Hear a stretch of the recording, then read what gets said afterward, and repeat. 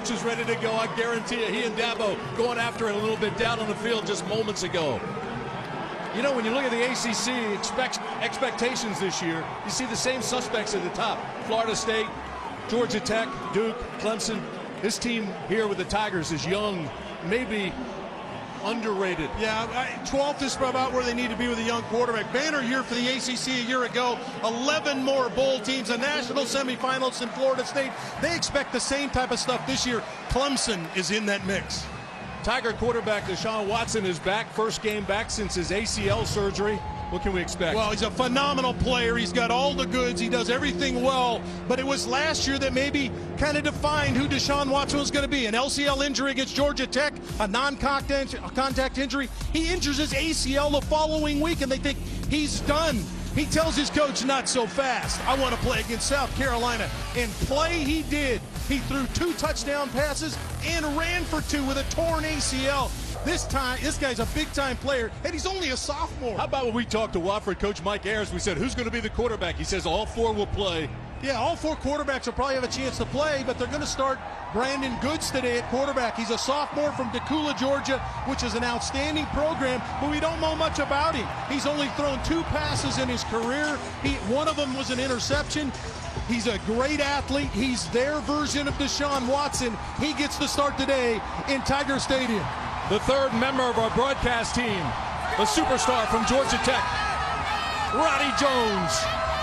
Well, guys, you know I like to talk running backs. I had a chance to catch up with Wayne Gallman earlier this week, and he talked a lot about the confidence that he gained from the first game to the last. And for a guy who played wingback and linebacker in high school, it was huge for him last year. In his first 7 games, less than 200 yards rushing, but as he got lathered up and into the games, in his last 5, averaged over 100 yards for each game, including a 191-yard performance against South Carolina. We talked to Dabo Swinney, and Dabo said he hasn't even scratched the surface of his talent, and even offered up a comparison to one of my all-time favorite running backs, Eddie George. How about for that for high praise? Eddie George, the Heisman Trophy from The Ohio State University. He looks like him, Roddy. Runs high. He's a big back.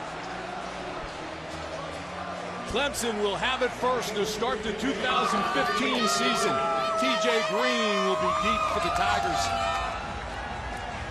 He was their big return guy a year ago. Outstanding talent, terrific speed.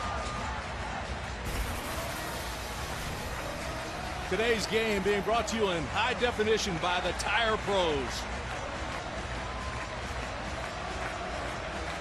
ACC football brought to you by your local Tire Pros dealer. Win a VIP trip for 2 to the ACC Championship. Continental Tires, Tire Pros, sweepstakes.com. This is Green with the return.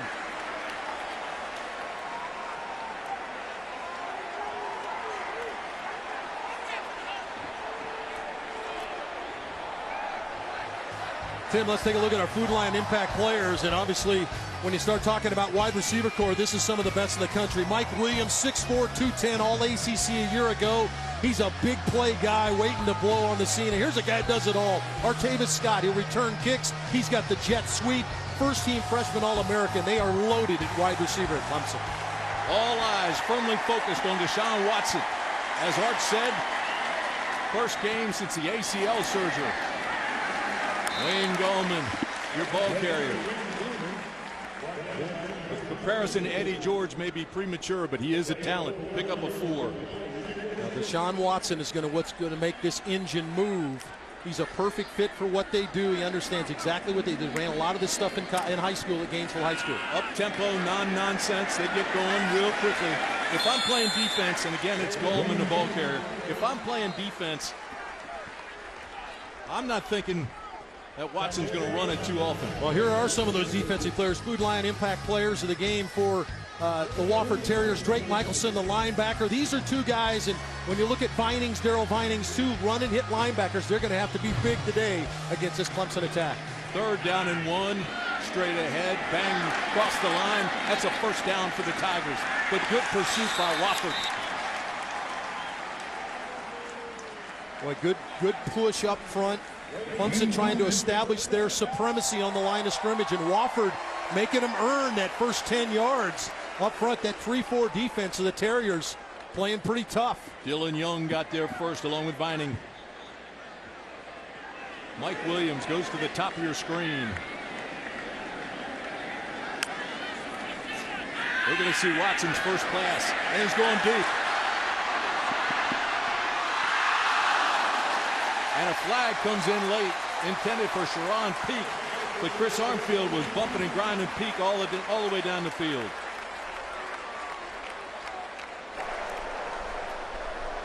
Pass interference number 2 on the defense, 15-yard penalty, automatic first down. Yeah, we heard Roddy Jones talk about Wayne Gallman, his ability to run. Here's another thing he brings to the table, the big body, step up, help your quarterback, give him some time to let it go. Excellent job by Gallman. And then compete for the football. Sharon Peak goes over the top here, a little pass interference from Armfield, and a big play right out of the box. You know, Armfield was in great position all the way down the field until he took that right arm. But he was in his hip pocket. It was all legal. Here's a quick pass to Scott. Scott will be close to another first down, about 2 yards short. Well played by Wofford that time. Vining, we talked about, the linebacker, number 44, was out there helping out on the tackle, as was Jaleel Green, the safety, number 11. But those two guys were able to get out there quick. Gain of 8. Again, they go with a flanker screen, cut it back inside. This is Scott again. He's got the first down. Just throwing back-to-back quick screens to Scott. We talked about this is the guy that's going to return kicks. He runs jet sweeps. And this is the guy that catches these little screen passes and turns a short throw into a monster gain. Excellent job by Wofford to flow, rally, and make the play for a minimal gain.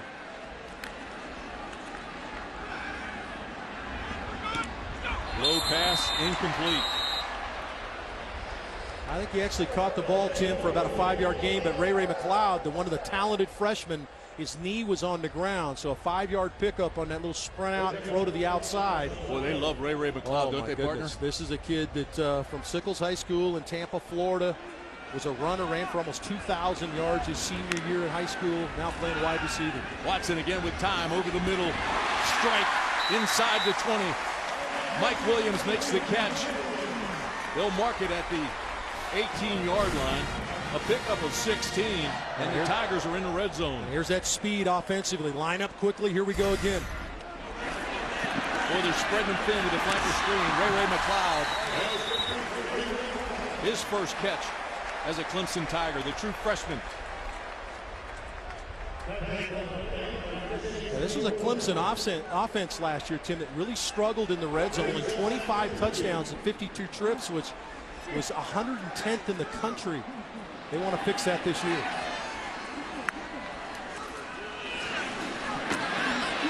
Give straight ahead, Wayne Gallman again.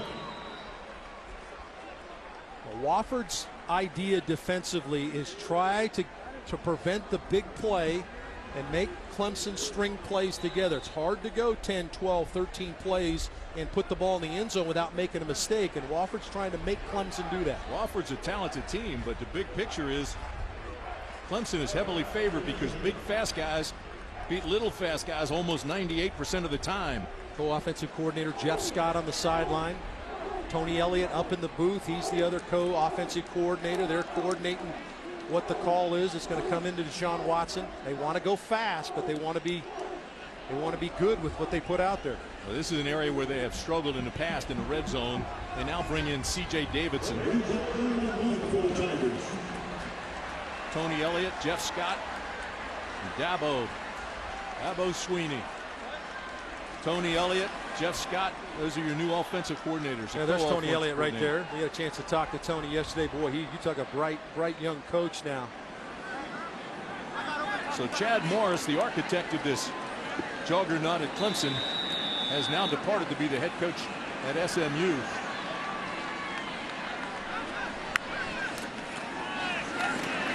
There's Davidson. Tap dances across the 5. Looked like he was tap dancing on a light bulb and picks up 5. Yeah, Wofford's done what they wanted to do. They wanted to force Clemson to convert on third down. Unfortunately, those conversion down situations have been third and short. They haven't forced them to a third and medium or third and long right now. But this is the 10th play of the drive, so they're getting what they want. They want Clemson to string plays together, but they're doing a good job of coordinating that. Look over the middle. No good. It was intended for Mike Williams, the 6'4" wideout, preseason All-ACC. Well, you hope he's okay, Tim. He hit He's not getting up. Well, he hit the bottom of the goalpost, or he gets shoved from behind as he tries to elevate to make the catch. He makes the catch. Boy, that's going to be closer whether he got that right foot down, but then collides with the standard of the goalpost. Look, maybe the left foot touched just before the right foot did. Let's hope Mike Williams is okay as the training staff is out looking at him. First incompletion of the game. Watson was 5 for 5. What a debut. 6'4", 220-pound junior. 4 100-yard games a year ago. Dabo out to take a look at his big-time player.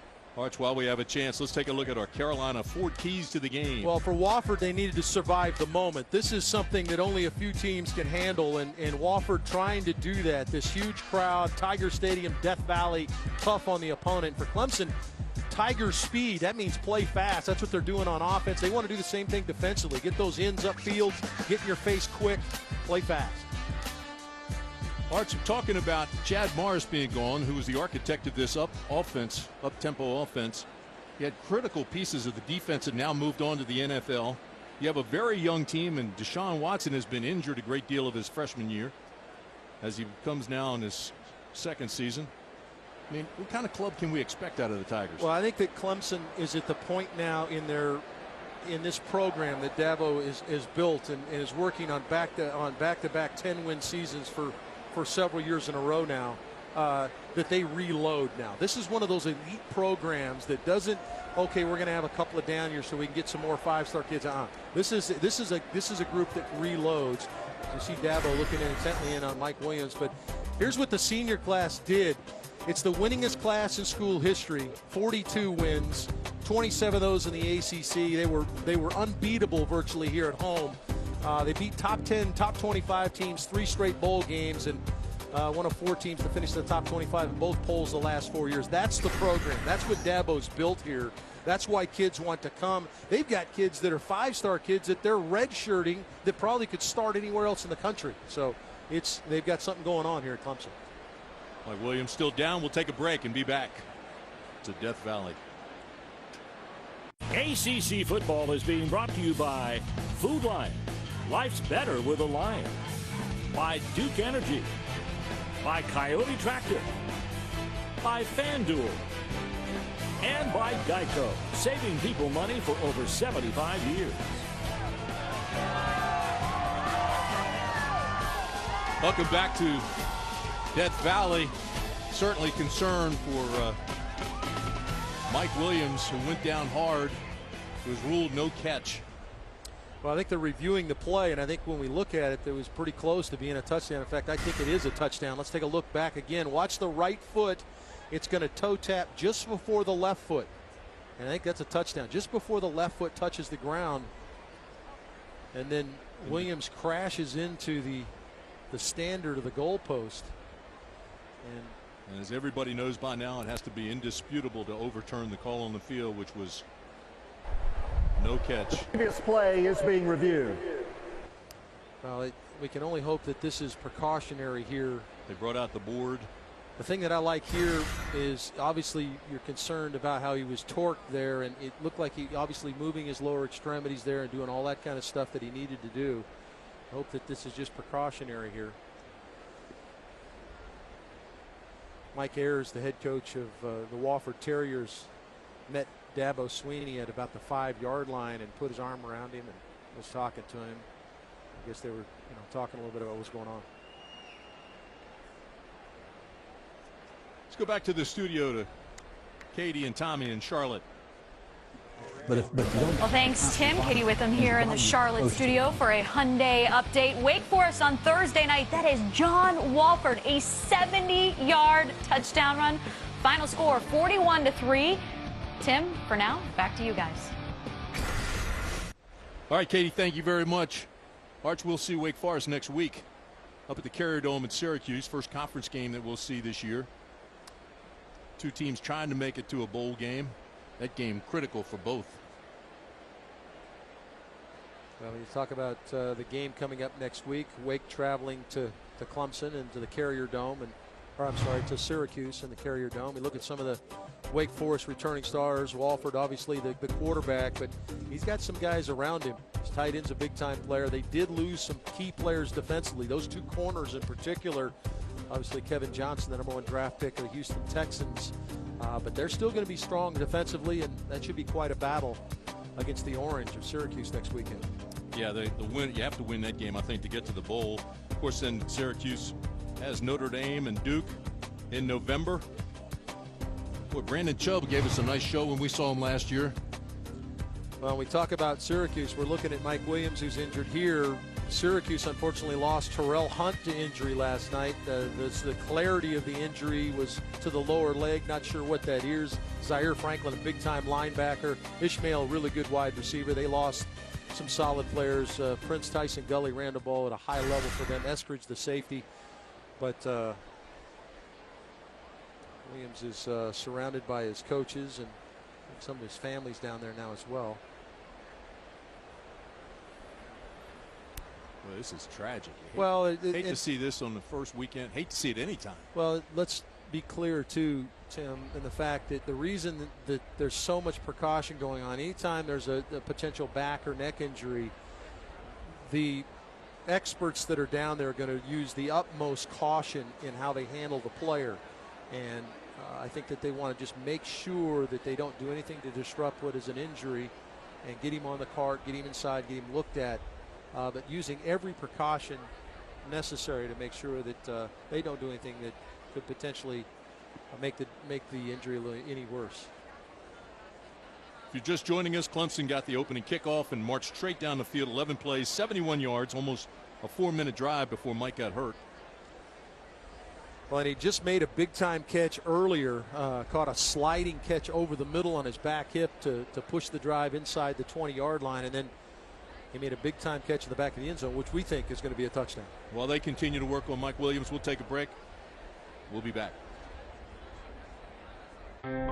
What's next? Next is more questions and answers. It zigs when others zag and takes a chance to give everyone a chance. Next does things that can't be done and makes a home that runs on sun. Next harnesses the air and sea and makes our water toxic free. Next heals the heart and makes paint that's smart and sees the past. Change what comes next. Next runs, plans, wins, and refuses to stop. What's next? It's bold, it's strong, and it is orange. Clemson, we are ready for what comes next.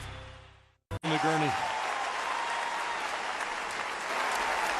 Let's go down on the field. Roddy Jones. Roddy, what do you have?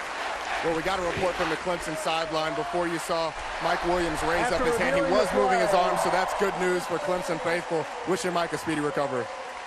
Quality guy, sociology major here at Clemson. 78 career receptions, 1,300 yards, 9 touchdowns.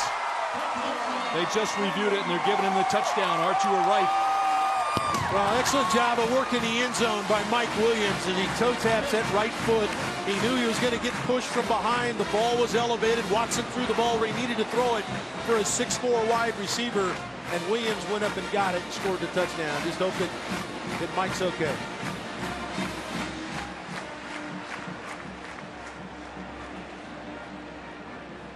Greg Hugel comes on to attempt the extra point. His first of his career. Former walk-on.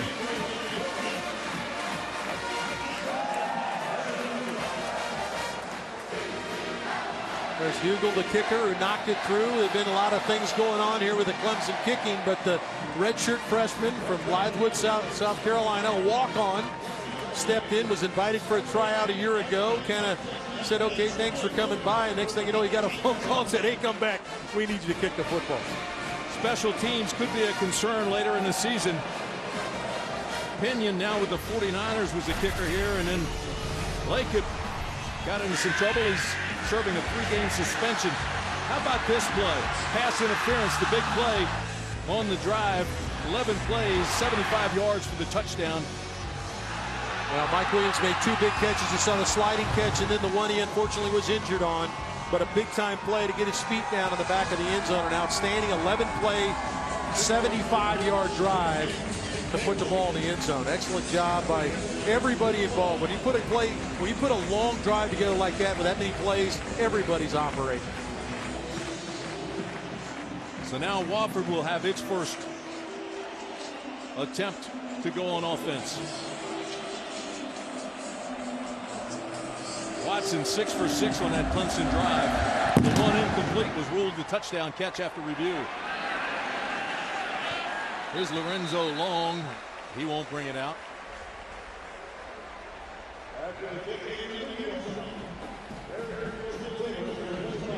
Take a look at the impact players. It's brought to you by Food Lion. Now, when you look at Wofford's side of the ball, Lorenzo Long just under 1,000 yards rushing a year ago, 15 touchdown passes, 5 games with 100 yards or more, second team All-SoCon, and they've got a good offensive line. It's anchored by Anton Warby, who's also an All-SoCon per player.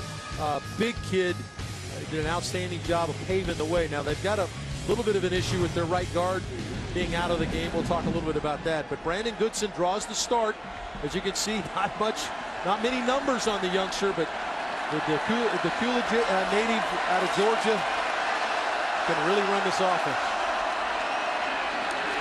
Everybody thought it would be Evan Jack starting at quarterback. He started the first 6 games for the Terriers last year, 3rd leading rusher. Then we said, okay, how about Weimer or Butler? And it is Goodson who starts.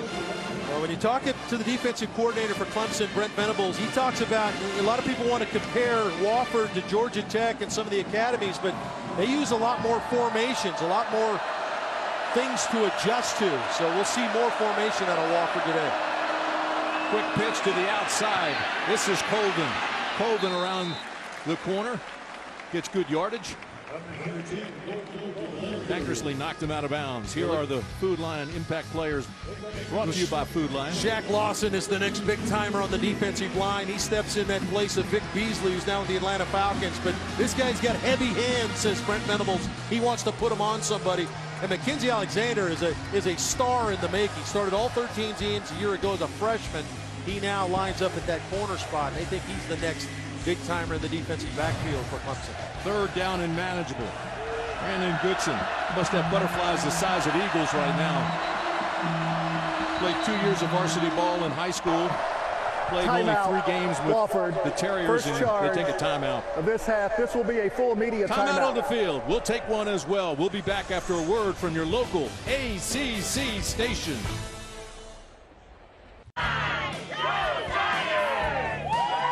Opening weekend in college football is some kind of special. Nothing like it. Clemson fans were out early today tailgating, and as usual, Bojangles came along for the ride. It's bow time at Bojangles. Just grab a big bow box and feed the whole group with Bojangles chicken, biscuits, fixins, tea, whole lot of it. Remember, it's always bow time when you're tailgating.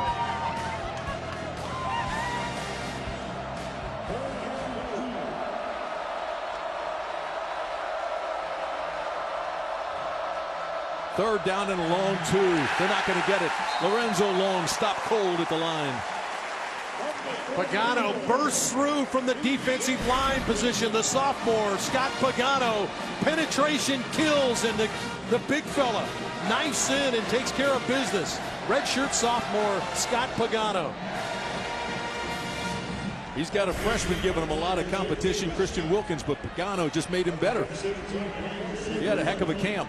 Native of Honolulu, Hawaii, and what a nice play by Pagano there. Brian Sanders from McLean, Virginia to punt it away.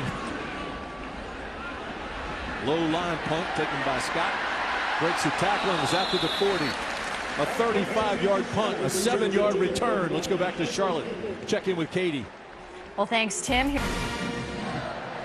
Georgia Tech opened the season in grand fashion. In fact, Justin Thomas, who we feel is one of the best quarterbacks, not just in the ACC, but in the country, only played a quarter of the game, threw 1 touchdown and ran for another as Georgia Tech rolled. Boy, it hit the corner quickly with Scott.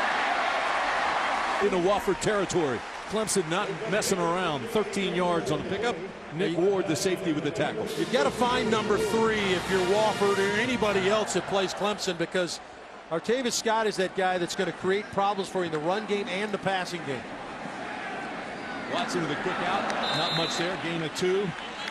G-Hop got it. Jermon Hopper, the junior. Well, you love the calmness with which Deshaun Watson operates. Never too high, never too low. He's completely in control.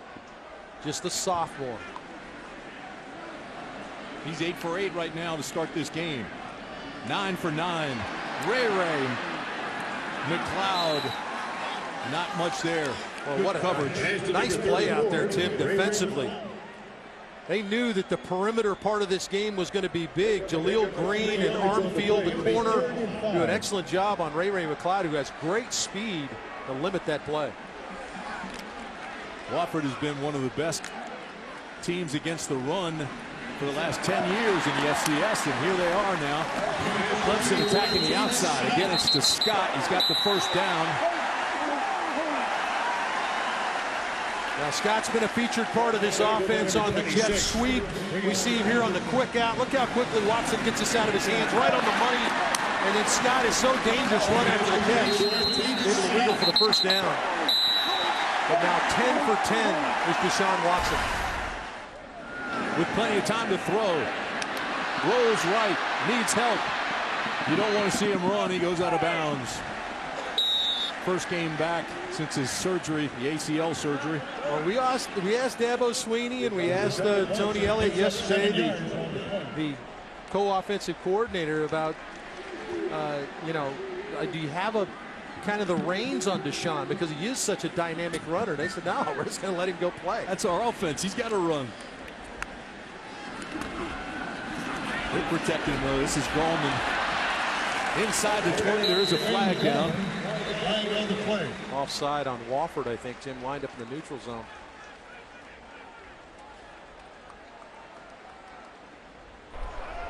Offsides, number 45. Penalties decline. First down.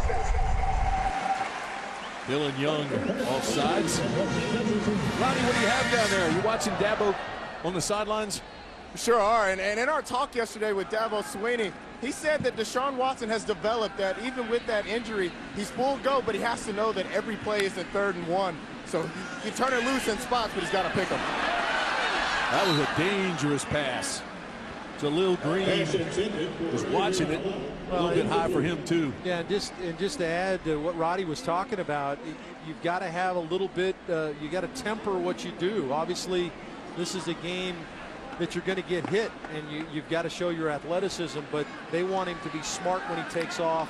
It's got to mean something. It can't be 2nd and 30 when you take off. That was his first incompletion of the game. Here's Watson inside the 10, down to the 5, turns the corner and dives for the end zone. Stepped out of bounds on about the 3.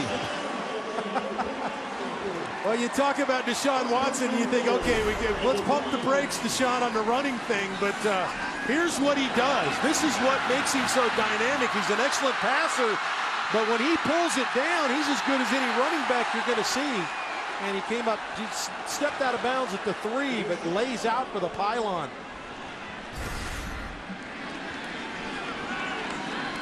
Looks like one of those touchdowns he had against South Carolina when he played with the torn ACL. Into the corner.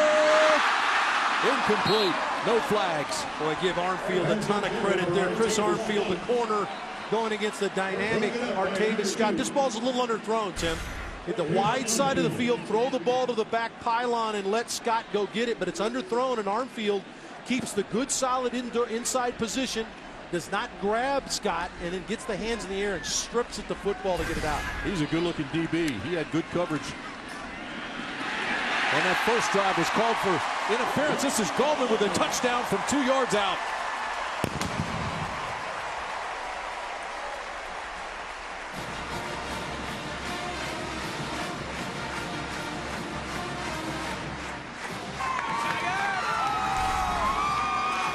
Just straight ahead, zone read, but this is a give all the way. They're not asking Deshaun Watson to read and say, hey, just give it to Gallman and let him go straight ahead. And the big fella who Roddy Jones talked about how much he likes him, over 500 yards rushing in his last 5 games of the season a year ago, has picked up where he left off. Greg Hugel with his 2nd extra point of his career. Splits the sticks. And it's 14-0 Tigers. What a start for Clemson.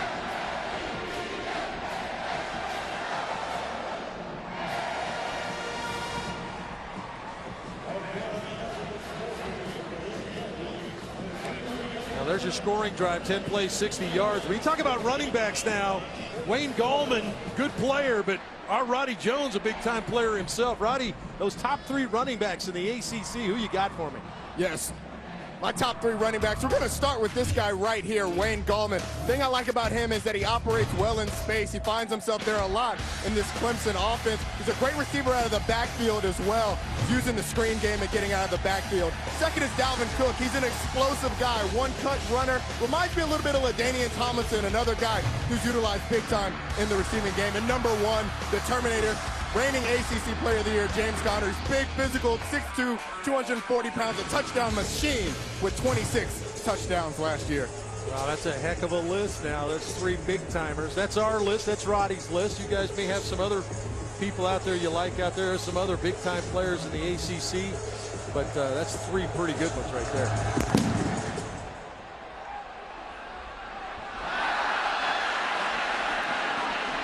Lorenzo Long put it on the ground, still gets it back to the 15-yard line. Take a look at our ACC standings, brought to you by Belk. This is last year, the way they ended up. Florida State, of course, moved on to the Final Four. But it was one of those seasons in November, even when Florida State kept winning, you had to check to see the standing. They kept dropping. Well, that Florida State-Clemson game was a good one last year down at Doak Campbell, where Deshaun Watson was out of the game. But you look at the Coastal, and this is the one that says they just don't know who is going to come out of there. Georgia Tech did an excellent job going on to the Orange Bowl and win the Orange Bowl championship, finishing in the top 10 in the country a year ago. And the writers picked Georgia Tech to repeat. Have to wait and see. They're off to a great start. Duke with a big win at Clemson. Did an excellent job defensively in that game against Tulane on the road. Carolina turned the ball over several times in the red zone and lost to South Carolina. Delay a game, offense, 5-yard penalty, 2 first down. Well, this is where if you're Wofford and Mike Ayers now, you just get back to what you do. Try to run the football, string some first downs together. We talked about you got to survive the moment. You knew Clemson would come out fired up, this huge crowd behind them, and they responded. They've got 2 touchdowns. Wofford now, the young quarterback, has settled in. Just do what you do now. Run your offense and string first downs together. Can't have offside penalties though. Wofford returned 10 starters to the offense, 8 on defense, but this is a huge step up. Clemson is big and quick and deep and talented. Will Gay, nothing. Well, excellent job of pursuit by this defense. Shaq Lawson going to play the edge. We talked about him with the heavy hands, play off the block. Did a good job of kind of playing in between, and that's where Goodson's going to have to do a better job of threatening the line of scrimmage before he pitches the football. But it couldn't have been a very good sight to look up and see Jaron Curse, the safety, at 6'4", 220, right in his face as he took the pitch. But there's Shaq Lawson. How about the way he runs? He got the assist, 6'3", 270 pounds. One of the top guys in the ACC, certainly a difference maker on the defense. Here comes the pressure.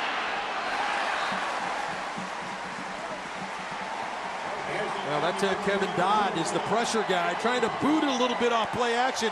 There's Scott Pagano. We have already mentioned his name of being in the backfield. Watch big 98 flash here in just a second, right there in the face of Goodson. And then Pagano's going to dust him off with a big hit. So no chance for Goodson really to do anything. Clemson had played man coverage in the secondary, and he had a shot beat, but hey, you got to have a chance to squeeze the trigger. Clemson has 27 freshmen on the 3 deep. Red shirt and true. Talk about a future. This is not where Mike Ayers wants his offense. 3rd and 16 in his own 9-yard line. This is usually a draw or a screen or something. He's got a young quarterback that hasn't played very much. Here they come. There's Lawson with a tackle again. That's quarterback draw. It's exactly what you thought you'd get out of the play. Excellent job by B.J. Goodson, the linebacker, to limit the game. But you just knew that was going to be a conservative call there, Tim. Backed up, young quarterback hadn't played. You don't want to turn it over. Shaq Lawson is a difference maker without a question. There's Brent Venables, defensive coordinator. He's going to make the play himself. Nope, Shaq Lawson made it for him. He was ready to come in there and make the play. Tell you this, the more success this young Tiger defense has, it's like chum to a shark. They're just getting more and more into a frenzy. Brian Sanders punts it away. Jermon Hopper will chase it back to the 40-yard line. Back inside the 35.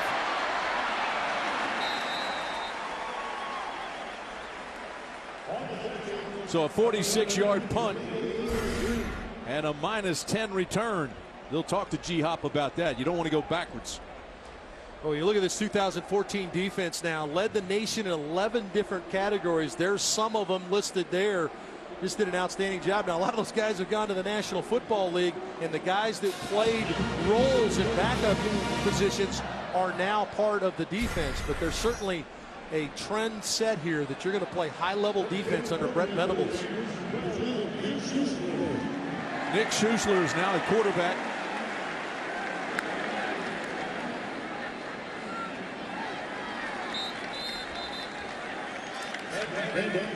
C.J. Davidson now in at running back as well. This is something Clemson can do because of their depth.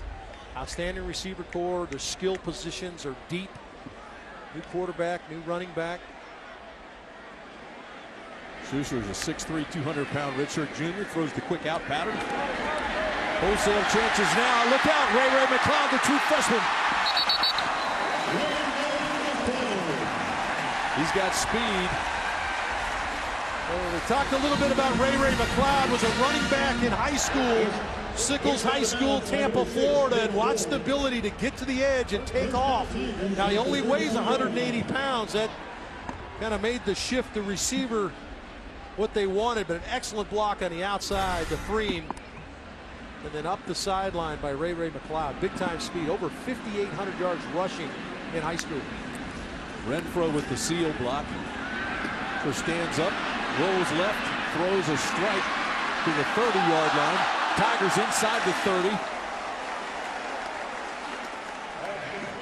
Number 13, Renfro, who threw the block a minute ago, now makes the catch, and there's a player injured at the 29. Let's go down to Roddy Jones. Roddy? Hey guys, we got an update on Mike Williams. He's been taken to the hospital for further evaluation. Let you know more information as it comes in, but definitely a good sight to see him lift that arm up as he was going off the field. Absolutely, no question about it. Thanks, Roddy. Roddy will stay up to date on that and give us the information as we get it on Mike Williams. But here's the injury. Now we got a Wofford player now down. Number of players rallying, trying to get to the football. And reaching down to grab his arm, shoulder. It's E.J. Speller. E.J. Speller now, you talk about a guy that he was one of their top tacklers as a nose tackle. Very active player. Need to get him back on the field. Hopefully he's be okay. He's a space eater too. Second team All-Southern Conference. Today's coverage of ACC football being broadcast on AFN, the American Forces Network. We welcome the men and women of the U.S. Army, Air Force, Navy, Coast Guard, and Marines stationed around the globe in 175 countries and on the high seas. We're so proud to have you with us and hope you're enjoying the broadcast. Here's the give around the right side. This is C.J. Davidson. Comes back to the inside and almost breaks it loose. Well, that's great effort by Davidson, but better effort by this Wofford defense. The flow of the defense binding the linebacker, number 44, flowing to the football. Watch 44 try to read, going to scrape, keep people off his legs, play the edge, force it back to the inside. This is good, excellent running by Davidson we talked about. Got to tackle a little bit better, but good job by Wofford to close the door. Oh, almost picked off. Clemens had a hand on it. I think he was surprised by it. Yeah, plus it was hard. Yeah, there was a lot of mustard on it, Tim. This is trying to throw the slot quick out. And a good job by Clemens to have his eyes on the quarterback just flow. And that would have been interesting. There's only been a couple of guys maybe had a chance at him if he caught that.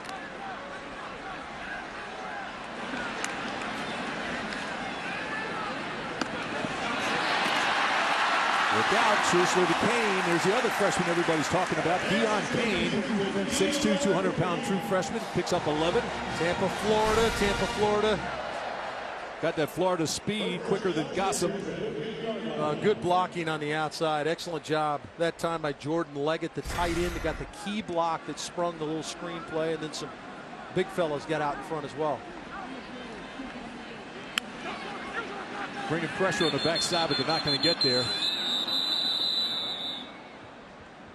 This is going to be against Clemson, I believe. There was no play.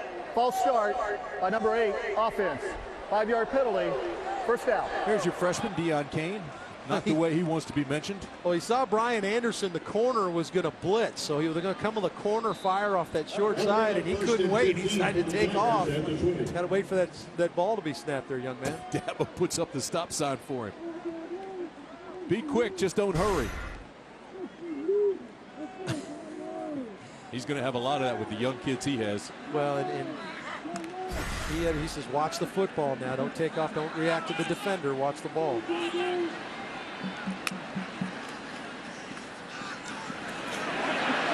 Gets to the outside. This is Davidson.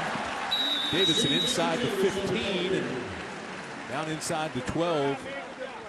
Oh, Clemens knocked him out of bounds. How about that little jump cut by C.J. Davidson to get to the outside? Wofford did a really good job at the point of attack. And again, Wofford trying to prevent the big play, and they've done a good job of it. Just having a tough time getting Clemson in one of those third down situations where they can get off the field. Final minute of the first quarter. Susher puts the ball on the ground. Still loose. Terriers get it up near the 34-yard line. Michael Roach with the recovery. Well, it looked like Lincoln Stewart, the linebacker, is the guy that scraped across and maybe knocked the football out. Let's take a look. Was it Michael Roach or was it Lincoln Stewart? Number 8, Lincoln Stewart's the guy that punches it out with the right hand. Did an excellent job of getting there, and then a scramble for the football, and Mike Roach, the linebacker, is the guy on top of it. 12 takeaways last year for this team, -2 in the giveaway takeaway. They'd like to improve that, and that's a good start. Boy, talk about stopping the momentum of the Clemson offense. Big play by that Wofford defense. Mike Ayers and the Terriers want to get back to the FCS playoffs this year. Incomplete, intended for Gay. Will Gay had to go right through his hands. Well, it's just not normally what they do, but what Mike Ayers is trying to do is he's trying to loosen up this front 7 for Clemson so they don't think run all the time. So let's get some perimeter plays, and some of that is sprint the quarterback out and throw the ball in those short routes, but the execution has to be there. Gay's got to squeeze the football. Pretty well thrown ball there. A little high, but a ball you have to catch for your young quarterback.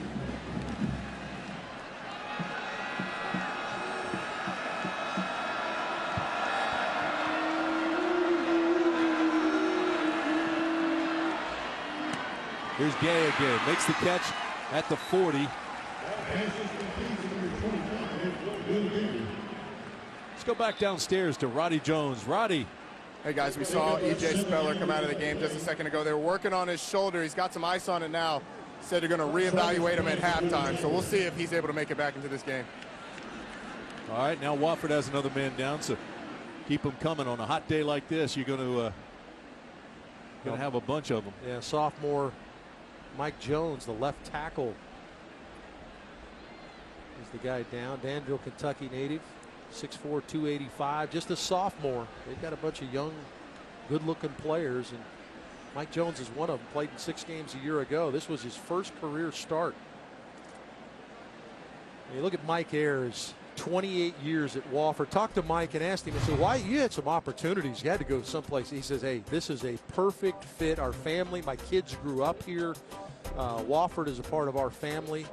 And I just can't imagine being anywhere else. And you see the record. He's been outstanding. His answer to your question was, I thought, really impressive. He went on for about 10 minutes why he loves Wofford so much. And you could tell it was heartfelt. He even got very emotional. You don't see much of that anymore, guys, in one place like that. A legend like Mike Ayers for 28 years. He's 6th at the FCS level in active coaches and wins. Is Mike Ayers. That guy has won a lot of football games. One of the guys he looks up to greatly is Fisher DeBerry, who was at Air Force for a long time. Wofford grad, created the fishbone out there.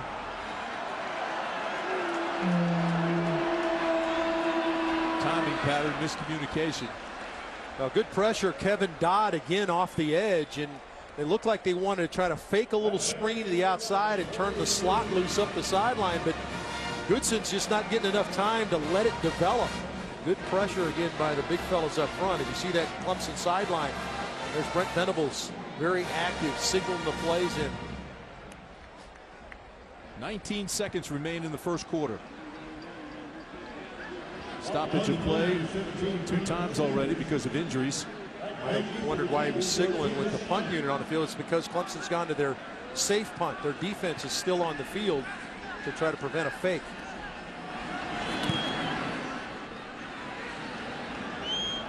This will get a Wofford roll down inside the 15-yard line and will come to a stop at about the 12. So a 48-yard punt, not the prettiest, but very effective. When you talk about the change in coaching, the big noise that was here at Clemson was the change in offensive coordinator. You've mentioned that Chad Morris had moved on as the head coach at SMU. There's Tony Elliott, who co-coordinates with Jeff Scott, who's on the sideline. And the two guys are former players. There was a short transition where they both were here for 1 year as players. They've known each other for a long, long time, but they are very much a co-coordinator type scenario. There's Deshaun Watson back on the field for Clemson. Quick pass out to Scott. All the starters back in. Scott out of bounds at about the 17, and that's the end of the first quarter. College football is back. Pageantry. Tradition. And it's time.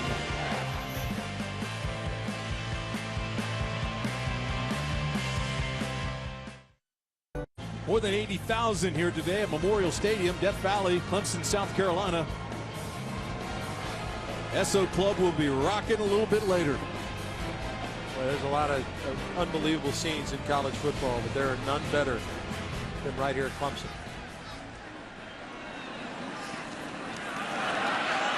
This is Gallman again. Wayne Gallman, the sophomore, off to a good start. Michael Roach with the tackle. I know this sounds like an old defensive guy talking, and it is, but this defense has played better than 14-0. Made some nice plays. Well, there's the indication right there, Tim. They've got a nice job in the middle and taking care of the middle. Let's take a look real quickly at the stats. 11 first downs for Clemson, none for Wofford. And it's brought to you by Carolina Education Lottery.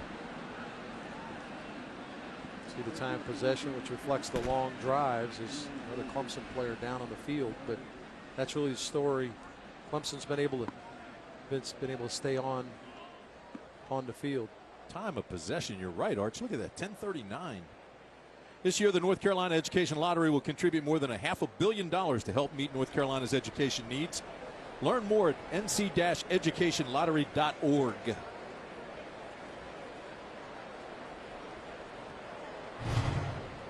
Another player injured.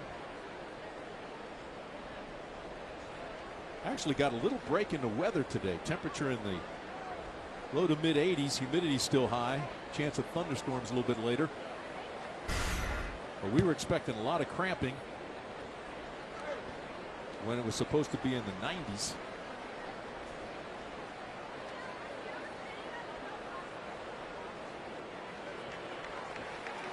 See if we can see anything here that big fella, Ryan Norton, yeah, he was the center, down early. I just didn't see anything there. Helmet flew off. Rolled up. Looks like one of his legs. Ryan Norton, graduate student.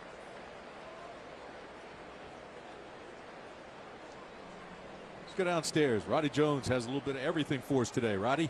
Yeah, the report on Mike Jones, for Wofford, said he's got a knee injury. Probably will not see him return for the rest of the game. Wow.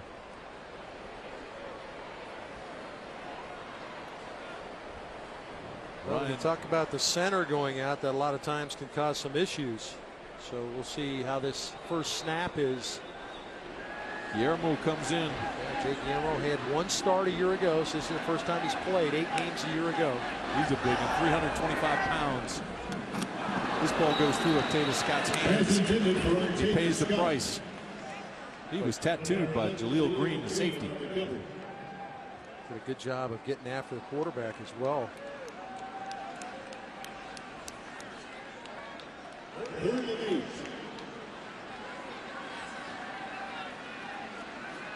Well, this is an opportunity now for Wofford here, 3rd and long, and the first time they forced a 3rd and long situation, try to get off the field on 3rd down. Watson steps up and throws a dart, has it complete.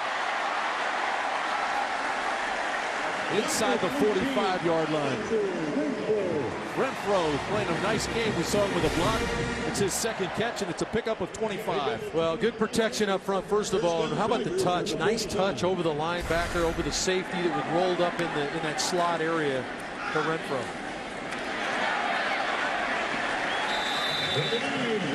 That'll be enough for the first down. Gallman again. Gallman really doing a nice job. Picks up 10 yards. Well, he's a big back, tall back. Watch him drop his weight. See him drop his weight, see the vision. Watch him squat down and find that next little crease. Look out. Scott inside the 10, the 5. Touchdown, Clemson. There is a flag.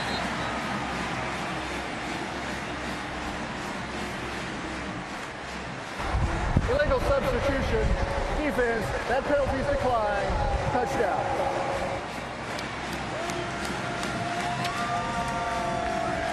Hide the kids. The Tigers are loose.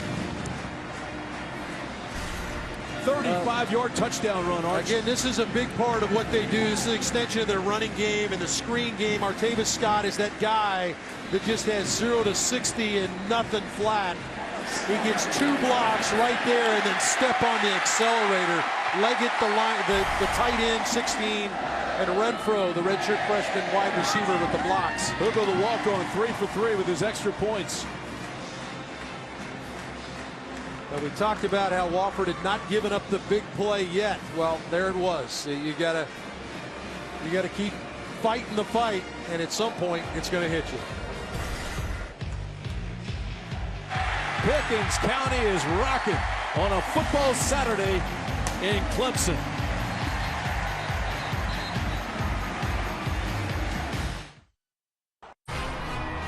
ACC football is brought to you by Geico, saving people money for over 75 years. By Tire Pros. By your Carolina Ford dealers. And by Haviland, official motor oil of the ACC. The parade through campus and downtown started at 6 o'clock last night. They marched not only through downtown, but over to the soccer stadium where Clemson beat South Carolina in soccer. Folks, if you haven't been to Clemson, South Carolina, shame on you. Scoring drive quick. Minute 19 seconds. Artavis Scott takes it the distance on the screen. 7 plays, 88 yards.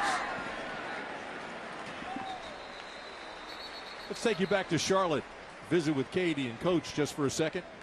Well, thank you, Tim. Here we are in the Charlotte studio for a Hyundai update. And, Coach, look at James Conner, ready to go. The vision of an experienced back. He sees the hole clogged, bounces outside the green space. That was a 13-yard run, makes it 7-3. Pitt over Youngstown State. Tim, Dave, back to you guys. Well, we saw him down at Pinehurst. He's trimmed down. He still looks, he's like Superman. Power guy. He's the Terminator. Roddy had his list, and he had James Conner #1, and rightly so. Boy, he's a beast. Starters back in the ballgame and run the option to perfection. This is Will Gay. Gay's knocked out of bounds after a pretty good pickup. Gets about 5. Well, watch the job here that Goodson does attacking the edge now. When you're an option quarterback, you have to threaten the defender that's responsible for you. He's going to get up into the defender, now pitch. Excellent job that time of drawing Shaq Lawson to him so Lawson couldn't play in between. That's their best run play of the game so far, and a really good job of execution on the option. Arch, this is an incredibly important drive for the Terriers. And Colvin is stopped in his tracks. May have lost a yard. Big Shaq Lawson flowing off the backside. Talking about Katie and Tommy.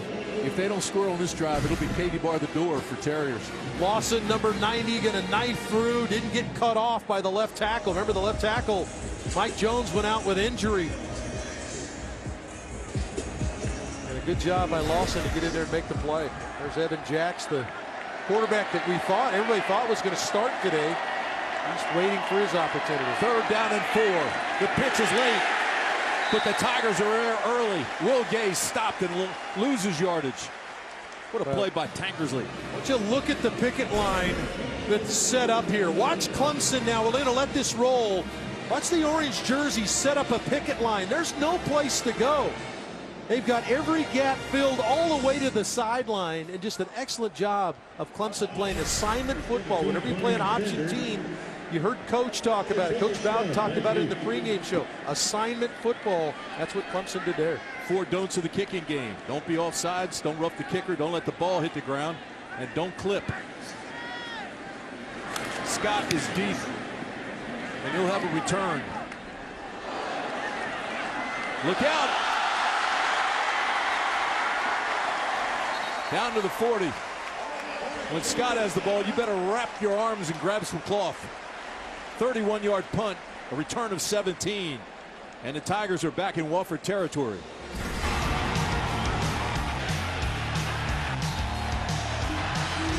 Clemson Tigers are swarming, and the fans are loving it. Which ACC school was the last to beat 2 top 10 ranked SEC schools in back-to-back games? Download and play the ACC Football Trivia app powered by Duke Energy. How about Dabo giving us dropping a little science on us? How about this? You want some trivia? The last time Clemson won a national championship, their opening day was on the same day, the 5th, as we are today, against the same opponent, Wofford.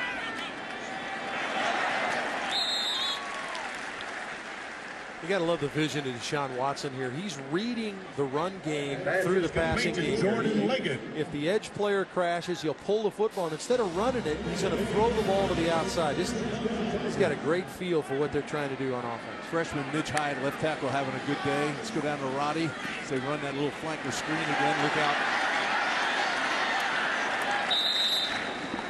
Number 19, Sharon Peete. Let's go back to Roddy. There is a flag down, however.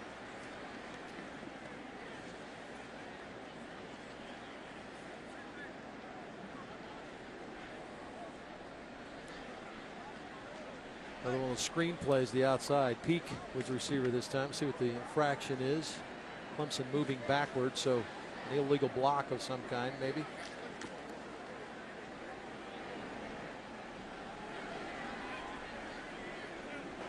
There are 2 fouls on the play. Chop block by number 57 on the offense. That penalty is declined. There was an illegal low block at the spot of the foul. That's a 15-yard penalty. Replay first down. Got him a couple times. Talked about Guillermo new in the offense. How about Mitch Wyatt, the true freshman? More on Mitch Wyatt. Let's go to Roddy Jones. Yeah, guys, it's rare that you see a true freshman starting on opening day. Even more rare that true freshman is at left tackle. But in talking to head coach Dabo Swinney, he said that Mitch Hyatt is a different kind of guy. He's a freak of nature, kind of like Deshaun Watson, mature beyond his years. He also said that this guy's born to play offensive line. And this is one of the first times in his history that he's seen a true freshman starting at left tackle on opening day, Arch. Yeah, Tim, where do you got to go? You got to go back to what, 1949? 1944. 44. Since a freshman started left tackle here at Clemson. That's amazing. Good story there by Roddy. Phil Prince started against Presbyterian opening day back then in 1944. How about this? He became the school president. Hey, how about that? So Hyatt's got a chance to ascend to the faculty, maybe. Corn-fed and hand-spanked. I think he's going to play at the next level before he does any faculty stuff.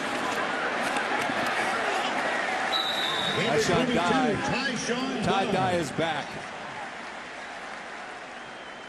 Well, they got in behind Mitch Hyatt here. The big freshman does a good job of kind of getting pushed into his block. He was trying to double team with the guard. But then Dye shoved him into the next level he was supposed to block, and he got him there. Good running. 3rd down and 4. Watson rolls right, throws. Complete down to the 2. It's G-Hop again. Well, the maturity of Deshaun Watson shows up right there. Watson could have easily run for about 15 yards right here, but he's got his eyes down the field. He could have taken off right there, but he saw Hopper at the goal line and decided to light him up with a football. Gain of 25 yards. 1st and goal at the 1.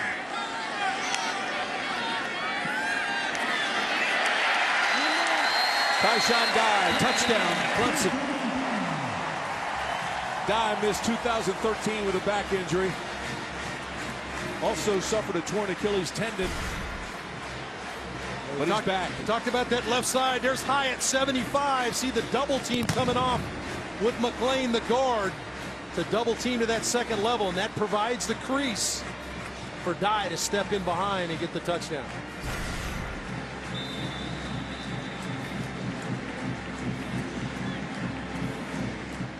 Heigl looking for another extra point. He's been perfect today. Walk on.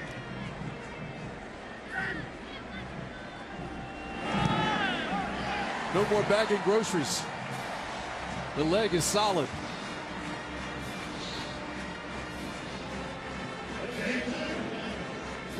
'81, they started on September 5th against Wofford and won the national championship.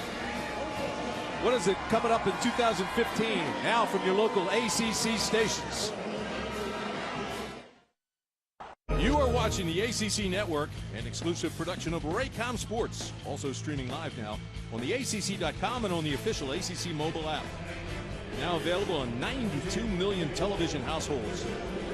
More than 81% of the country. Just 6 years ago, we were available in only 25% of the country.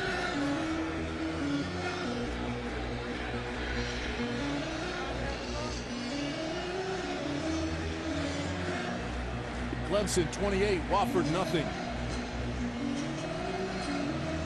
Bugle to kick off for the Tigers.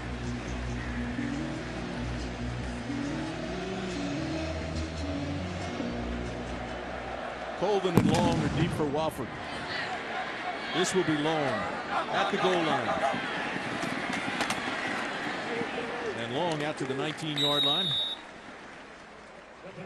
Tim, let's take a look at this touchdown play. You talk about offensive line play. You're going to bring the tight end across in motion. Williams is going to get the block here, and then Crowder, the tackle, going to cover. The guard going to come over. You get the double block here, and it's just a nice little crease to step in the end zone. But good offensive line play. McClain and Hyatt step up. Crowder gets the trap. Excellent job of creating the crease in there. The big fellas don't get enough credit, and Dye was the beneficiary. Evan Jacks now in quarterback for Wofford. He started the first 6 games last year for the Terriers. Third leading rusher on this team and 3 touchdowns for the year. 6 feet, 205-pound junior. One of the most experienced players on the team. Well, with Jackson the game now at quarterback, see if they shift gears a little bit. I thought Goodson was starting to get a little bit of a feel of the option now, and now Evan Jacks is going to have to kind of try to settle in and see if he can threaten this defense in the option game. Absolutely nothing there for Colvin, but a flag comes in quickly.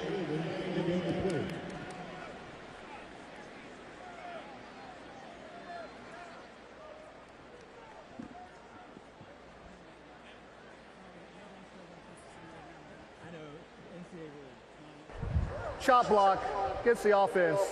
Penalty decline. Third down. Yeah, got to take that defensive play. Scott Pagano is a guy we've mentioned a number of times. Watch him win in the middle. He's the one technique right there.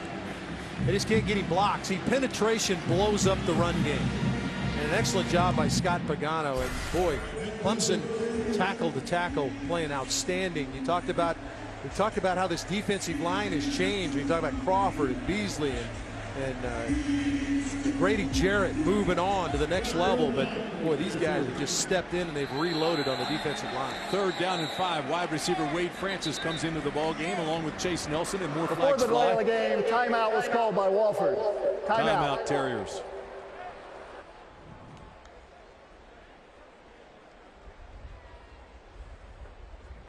This will be a full media timeout. 8:53 to play in the first half. So far, it's been all Clemson.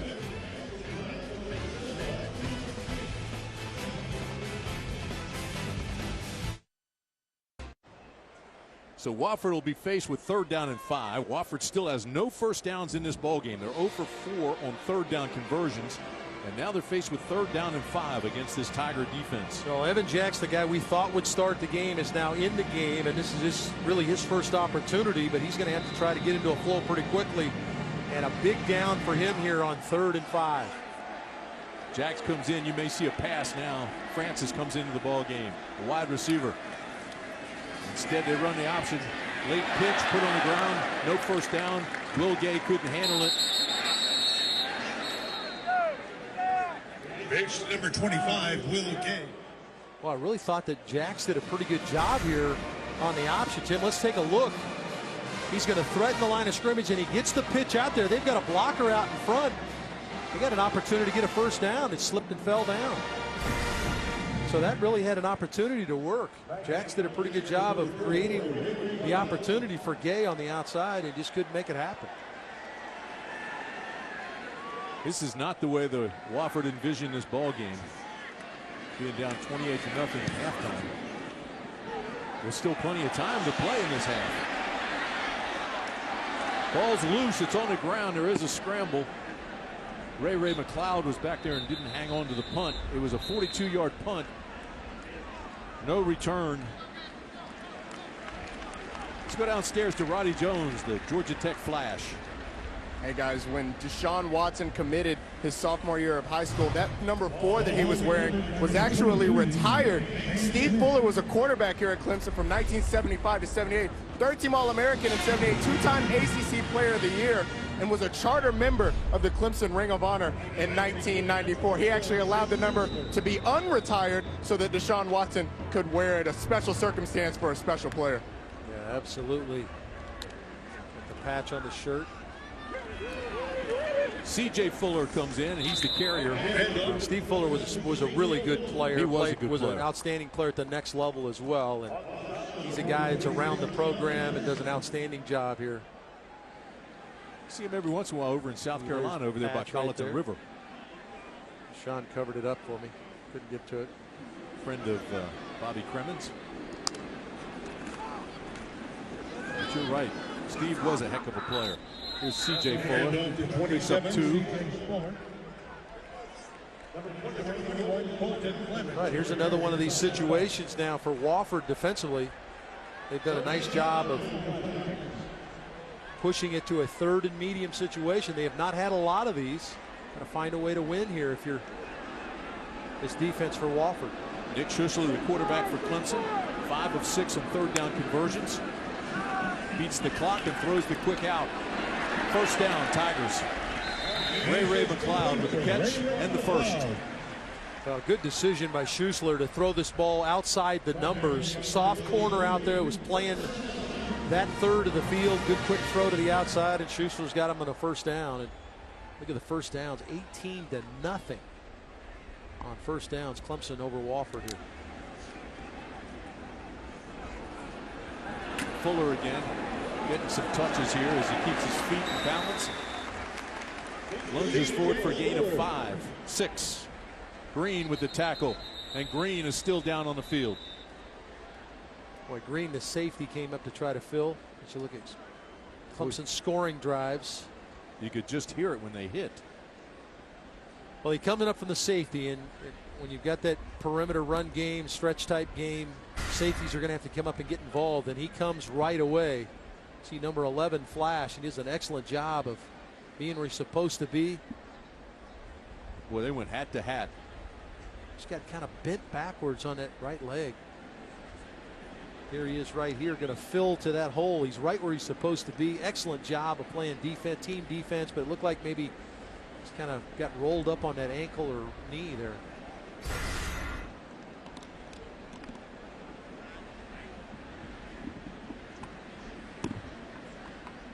Been in a lot of plays. He was their leading returning tackler from last year's team, was Jaleel Green. Number 2 on the tackles a season ago, 58 tackles.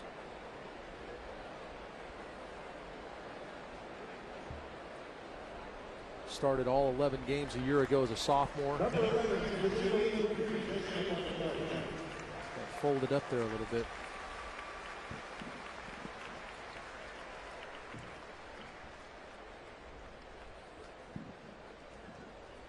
Well, we've seen a number of guys get banged up here in this game, Tim. Just hope for both these teams that these guys are just wounded, not injured.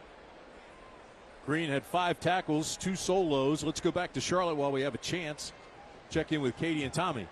Well, thanks, Tim. We've had a pretty exciting game so far in Death Valley. Coach, coming up on the Hyundai halftime report, we're going to break it all down, but what have you thought so far? Well, one of the big things you like to escape for Dabo Williams is injuries, and the Mike Williams injury will be a big factor. Stick around. We've got more. Tim, for now, back out to you in Death Valley.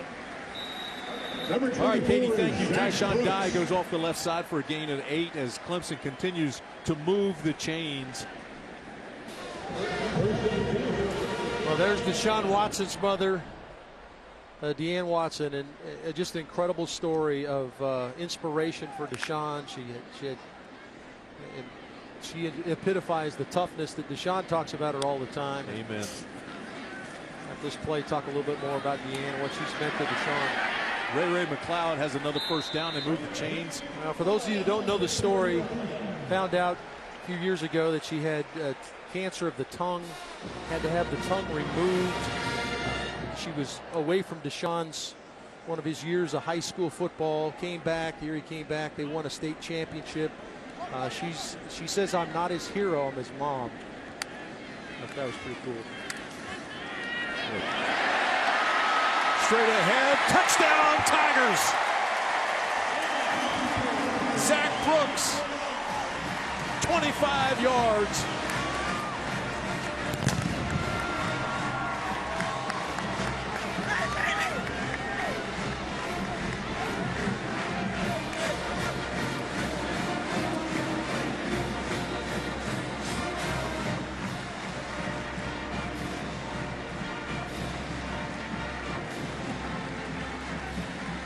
All is well in Tiger Town. College Avenue will be some kind of party tonight. Bugle again, perfect, splits the sticks. Tim, let's take a look at this touchdown. And you talk about offensive line play. Here's a double team right here. They're going to get to the next level to get the linebacker. You get the block there. You talk about interior 3 offensive linemen getting it done. And a good job of finding that crease by Brooks as he shoves it in the end zone. But boy, that's excellent offensive line play by those 3 interior players to get the linebacker block and allow Brooks to get it in the end zone.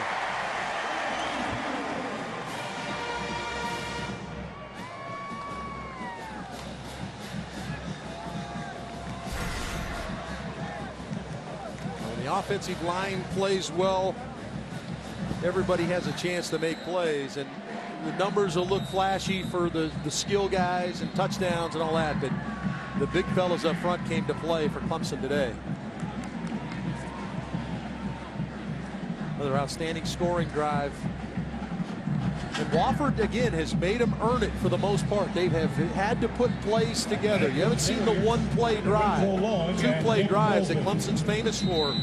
They've had to put 7, 8, 10 plays together. That's what Mike Ayers wanted them to do. They just have not been able to win on the line of scrimmage enough times to force them into third long situations. Nick Colvin and Lorenzo Long, number 7 right there, have come out of the end zone and are standing at the 1. There, your return guys. This will take Long right to the goal line. He came out, he's got to go. That hesitation may have gotten him a few extra yards. On the tackle, number 29, Marcus Edmond. Relive over 60 classic football games, all for free, courtesy of the ACC and your local Toyota dealers. In 2011, Clemson started 4-0 for the first time in 4 years. Got a leg up in the Atlantic Division by holding off Florida State. The Tigers, Taj Boyd, 344 passing yards. Freshman Sammy Watkins, 8 catches. Tigers won at 35-30. Visit theacc.com/vault. It is brought to you by Toyota. Let's go places. You go back and you look at the preseason poll. Clemson expected to maybe upset Florida State this year. That's certainly the vote of those that voted on that. Georgia Tech on the other side, but they've got to get over that Florida State bugaboo, and that's coming up later on this season. Clemson ranked 12th in the country. They may be better than that as flags fly again. Evan Jack's the ball carrier.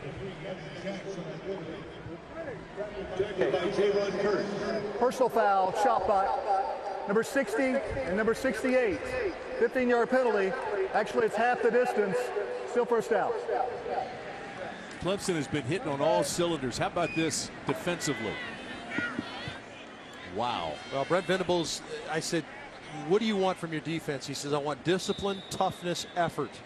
I would think that those numbers reflect that. Scott Pagano, 56, has been camped out in Wofford's backfield today, as well as a number of his defensive mates, but they have really made it difficult on the Terriers. Jax Gaber tried to take it back. Long wouldn't let him have it. I asked Mike Ayers the other day when we were talking to the Wofford folks. There's Pagano, the guy we just mentioned. Watch him destroy the center. Just blows the center up. See, in the backfield now, that messes up what they want to do from an option standpoint, because they wanted to ride long into the hole and either pull it or step around. And because the center's 2 yards deep in the backfield, it just completely destroys the look for Jax, the quarterback. Second down and 22 yards. But we asked Mike Ayers how much of this will be coaching and how much will be being a psychologist. Because, I mean, these kids, they listen to the radio. Take a look at our Haviland defensive shield. Clemson led the nation in 11 different defensive categories, Arch. Well, they're off to a good start this year. You know, Venables, he talked about the defense and how formidable they were a year ago. He talked about the young guys, the older guys. He walked up to each one of Vic Beasley, Grady Jarrett, said, listen, you're only going to be here for 3 more months. I need you to tell that guy how to play and teach him how to work. And he certainly looks like he got over to the rest of the guys here. Jax to throw, pulls it down and tries to get some positive yards at. He doesn't even get back to the line of scrimmage. Jaron Curse with the tackle. Jaron Curse got there for the tackle. Gain of 4 yards on the How about that guy, Jaron Curse, okay? Junior safety, 6'4", 220-pound safety, okay? He's going to be bigger than a lot of teams' linebackers, and he can run. He's just one of those guys, big-time players. Jay Renfro for Clemson standing at the Wofford 49-yard line. Another low line kick, end over end. Renfro puts it on the ground, and Wofford may have gotten it. It is recovered by the Terriers. Fumble on the play, recovered by the Terriers. It looked like Clemens came up with it. Yeah, Colton Clemens comes up these and one of the linebackers. But this is what that rugby kick does. It's a low line drive kick and kind of forces a quick decision out of the returner. And Renfro bobbles the ball. And a good job by Clemens. Here's a little bobble. Ball just kind of pops in the air. And then he gets collision. And there's Clemens. Johnny on the spot to get the recovery. Jay Renfro has played really a good game until he just put that ball on the ground. Critical block, 3 catches. This is Wofford's best start of the afternoon. Ball on the 47. Jax with a keeper and into Clemson territory down to the 46-yard line. A good decision that time by Jax, and he made it quickly. For the most part, the quarterback for Wofford has had to get rid of the ball on the option, but a good job that time. He found a little crease. Maybe their best first down play of the day. Longest play of the day. Still looking for that first down. Jax was the third leading ball carrier last year.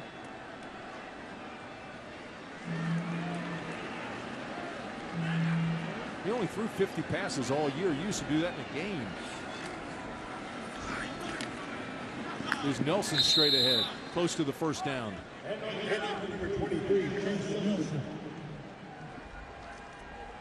That's the first down for the Wofford Terriers today. And all set up by that first down run.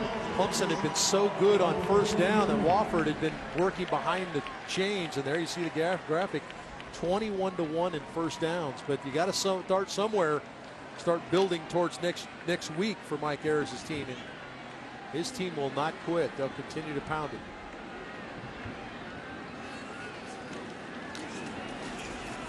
This is Nelson. Another good first down run. Gain of 5. Yeah, good success on first down now here in this drive for Wofford. Clemson's got their big time and highly recruited defensive tackle Christian Wilkins, number 42 in the game. This is a guy that that the coaching staff raves about. They feel like that the big fella, number 42, is going to be one of those big-time players on their defensive front. Final 60 seconds of the first half. Wofford still has a timeout left. Here's the option. Jack spins and turns and drives his way to the 32-yard line. Down to the, Evan Jacks picks up the first down. Close to the first down marker. They will move the chains. The second first down for the Wofford Terriers. Jacks has done a nice job here in this drive. Going to read the play or just little counter moves. Reads it, gets inside Dodd, the line, the defensive end. It's a first down.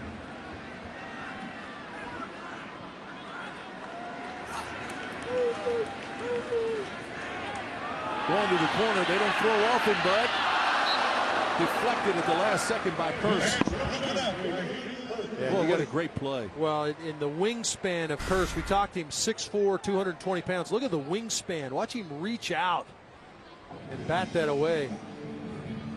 It's an excellent job there by Curse, the free safety. And that's what this offense will do. You start getting sucked in as a safety to try to come up and help defend the run, and all of a sudden they take a shot down the field. Good recovery by Curse to knock it away with the left hand. 27 seconds remain in the half. Wofford trying to get on the board. Colvin and Nelson in the backfield with Jacks. This is Colvin around the corner, inside the 20, and down to the 16-yard line. Boy, you got a great block by Will Irvin, the outside receiver, number 82. Clemson's in good spot right there. They're stringing it out, but here's the block by Irvin that springs him. Clock play by Jacks with 13 seconds left. Much better job by Mike Ayers' team of executing here, getting the block, believing they can get the block, and making the play.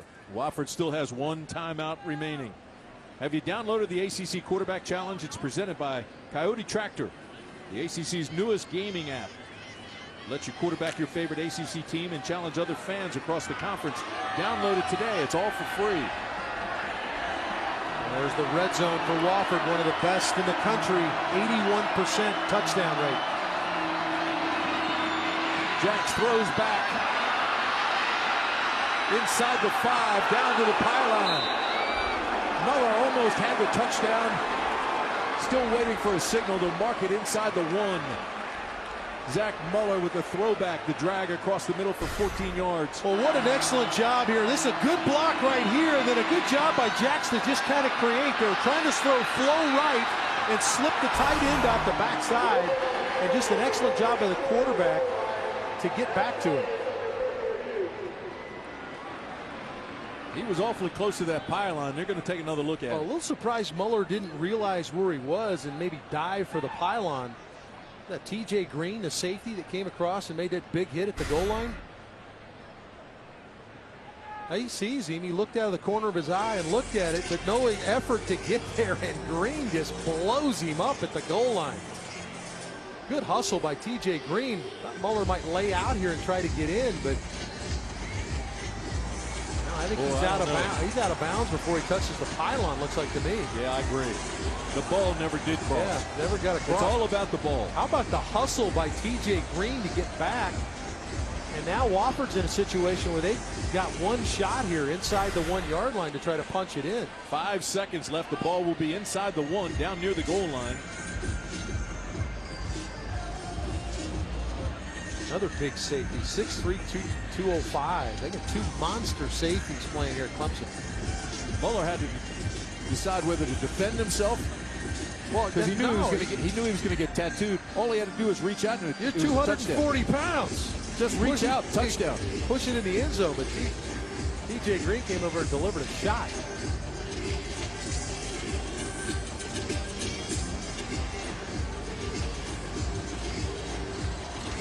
I just never saw the ball break the plane, Tim. You made that point. We did see collision with the pylon, but not the ball. After reviewing the play, the runner was short of the goal line. First down. First and goal inside the 1, down near the goal line, but with only 5 seconds remaining in the half. Well, this Clemson crowd has seen their offense play well, their defense play well in the game as well. But this is kind of one of those rallying moments for the crowd to kind of get back into the game. Clemson's played so well on both sides of the ball, they've kind of gone to sleep a little bit. An opportunity for them to get back in the game here. Clemson goes an average of 285 pounds across that front defensive line.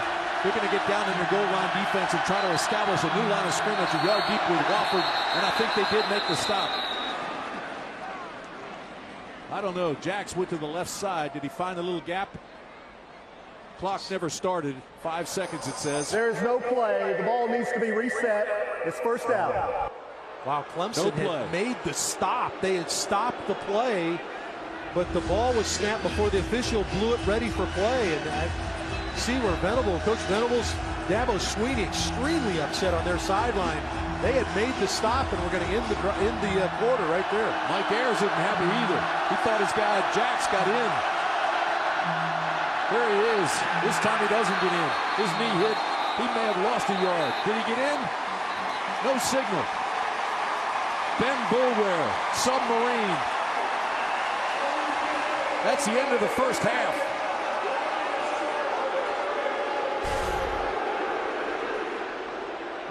They're going to put a second back on the clock. He actually lost a half a yard. Boy, that interior part of Clemson's defensive line has really been good. Scott Pagano, we mentioned him. Carlos Watkins, 94. You see Bulware, number 10, the linebacker, diving over the top. Look at Chase Nelson there calling timeout. 2, 1, and they put one back on it. There's Dabo and Brent Venables.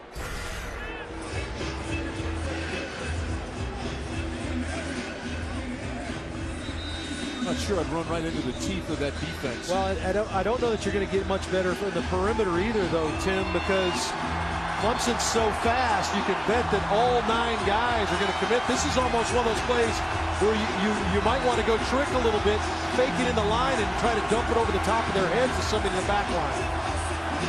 Because you could bet all 11 are coming downhill right here. 1 second remaining in the half. Left side. Touchdown, Wofford. Chase Nelson, who called a timeout and got 1 second put back on the clock. Well, it's good power running off that left side. They're still competing.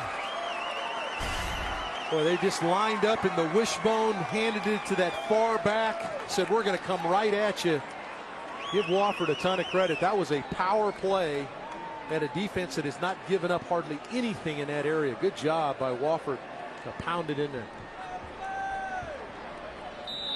Dabo's not happy. Chase Nelson is. David Marvin with his first attempt today. And the extra point is good. Wofford Terriers have struck before half.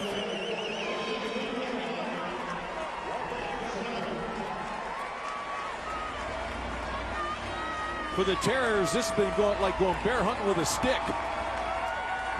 35-7.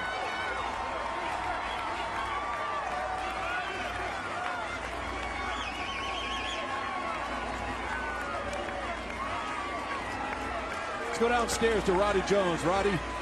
Coach, other than that last drive, seemed like everything going your way. What are your thoughts on the first half? Well, you know, offensively, really clean with that first group, and even our second group has moved the ball well. Biggest disappointment was the turnover by Nick.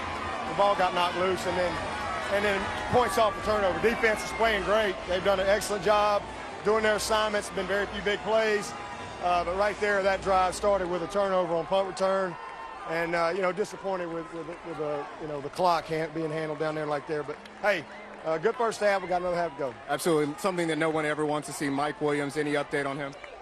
You know, they think he's okay. He was wanting to walk off the field, but, you know, he just kind of had a collision there, and he was had some tingling. So you just don't want to take any chances with that. So, so far, so good. Thanks, Coach. Now to the studio with Katie and Coach.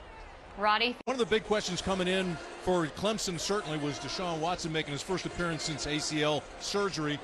He looks solid. Well, I think the questions were for everybody outside the building. No question for Clemson, no question for Deshaun Watson.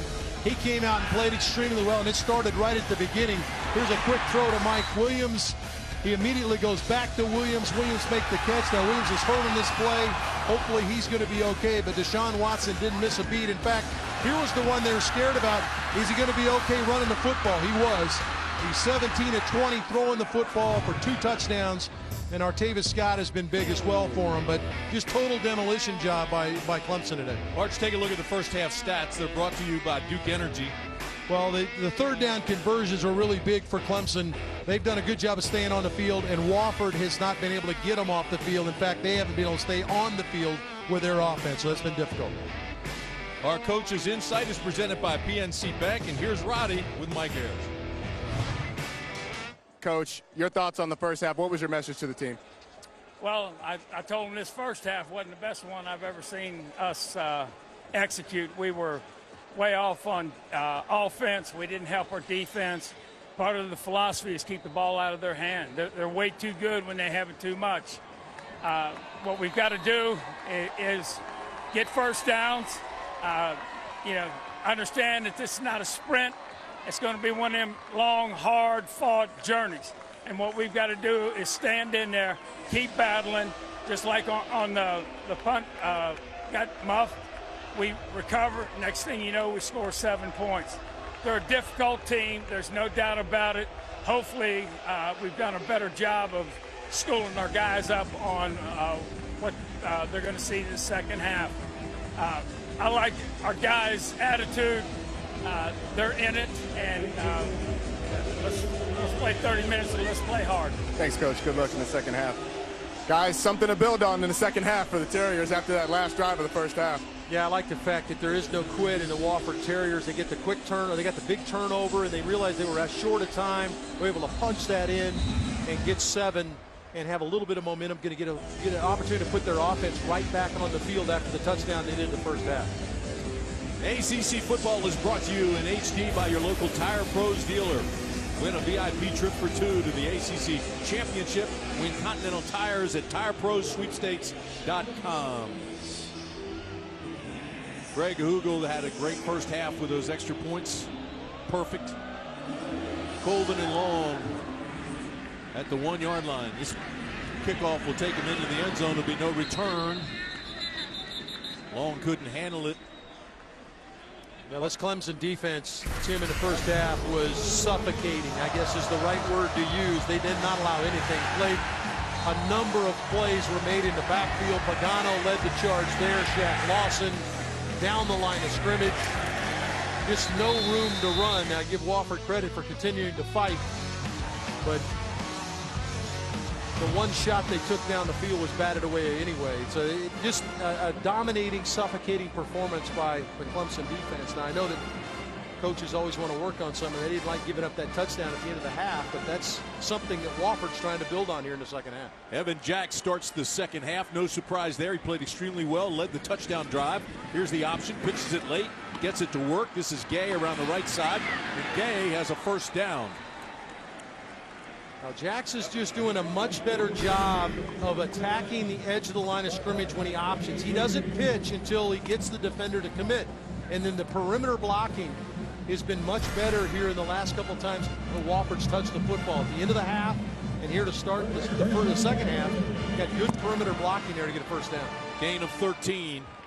Colvin and Long stay in the ball game with Jax. I'm surprised Jax didn't start the game. We anticipated and thought that he would. Third leading rusher for this team a year ago. This is Long. Now, sometimes athleticism is what just destroys whatever you're trying to do. TJ Green is right up here. He's going to come out of the secondary. It's 6'3", 220. And sometimes my athletes is better than yours, and that's the case right there. That's nothing you can do with that. That's what we said at the beginning of the ball game. Big fast guys beat little fast guys a lot. That's exactly right. And boy, that was a good play by TJ Green, the junior.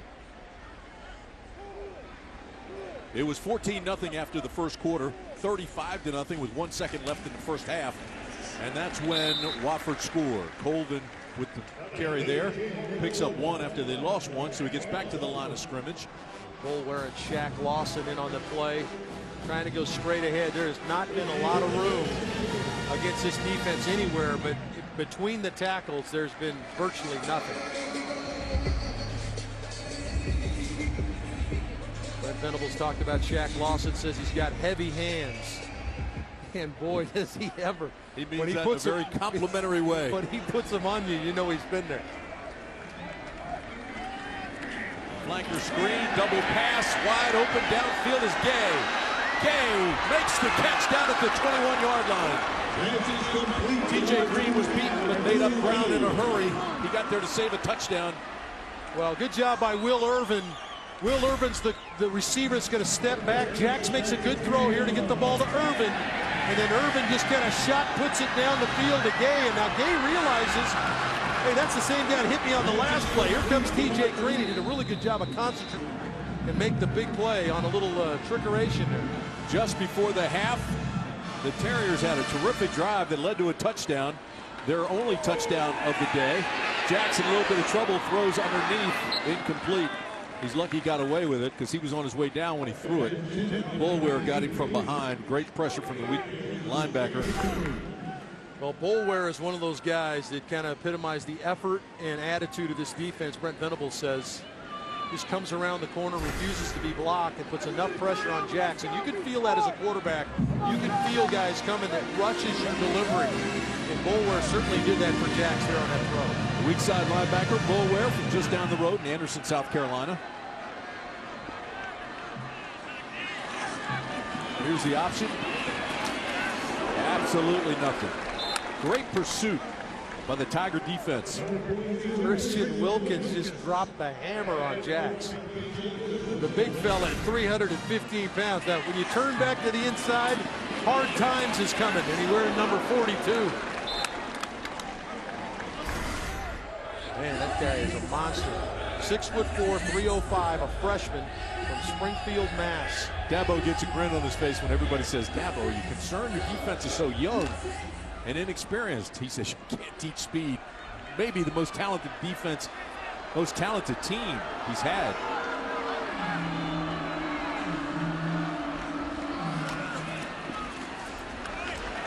Will Gay, the ball carrier. Keep in mind, the last couple of years, Clemson started against Georgia. Next year, they open the season at Auburn. So this is a little bit different here today. What do you got, Roddy? Hey, guys, Coach Dabo Swinney talked about this team. He's got 9 starters on defense, but that he lost last year. But 40 freshmen on this whole team is the most that he's had since 2011. He said this team might be more talented than 2011, which at first sight doesn't mean a lot until you think about that 2011 team had Taj Boyd, Sammy Watkins, Martavis Bryant, guys that are playing on Sundays left and right. 37-yard field goal is good.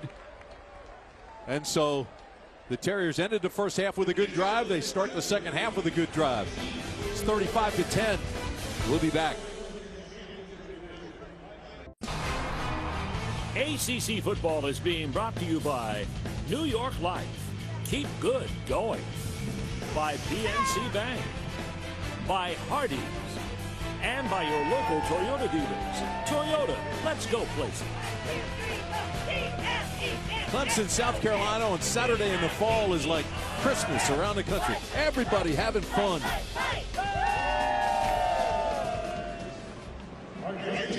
Well, back-to-back scoring drives by Wofford. If you take their opportunity at the end of the half to score a touchdown, and this time move the football down and kick a field goal. So good job by the Terriers. I told you that Mike Ayers, his team does not lay down. They don't quit. They keep fighting. May not have as much talent as the guys wearing the orange jerseys, but they're going to fight you just the same. Excellent job by Wofford to come out and put points on the board to start the second half.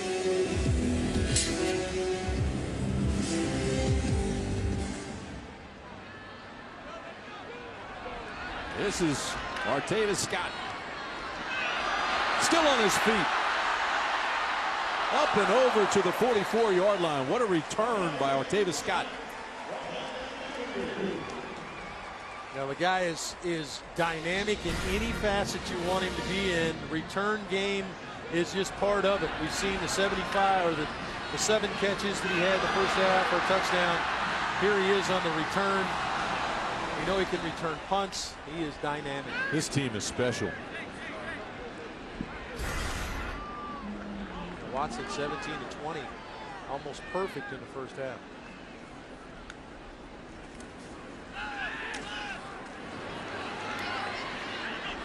This is Peak. Peak's got a first down. So they immediately go back to the wide, quick passing game. Sharon Peak now is the guy kind of gets lost in the shuffle. Sharon Peak was when he came in was touted as maybe the next Sammy Watkins, but injuries have derailed him a little bit. They're hoping he can stay healthy this year. Goldman's got a big hole around the outside. Look out, he's inside the 10, inside the 5. They'll mark him at the 4 where he stepped on the line. Wayne Goldman. Now, Roddy Jones talked about how much he liked Wayne Goldman at the beginning of the game, and here's why. Look at the ability, the vision, and then to get to the outside and step on the accelerator. And Goldman's got the whole package. He's playing with a lot of confidence. 35-yard pickup by Goldman, who's having a terrific afternoon. Here he is again, straight up the middle, carrying tacklers. Spinning, turning, driving inside the 5 like a whirling dervish.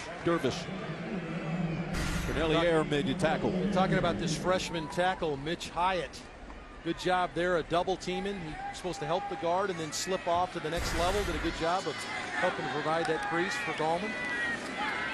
Timing pattern into the corner, incomplete. It was intended for Peak.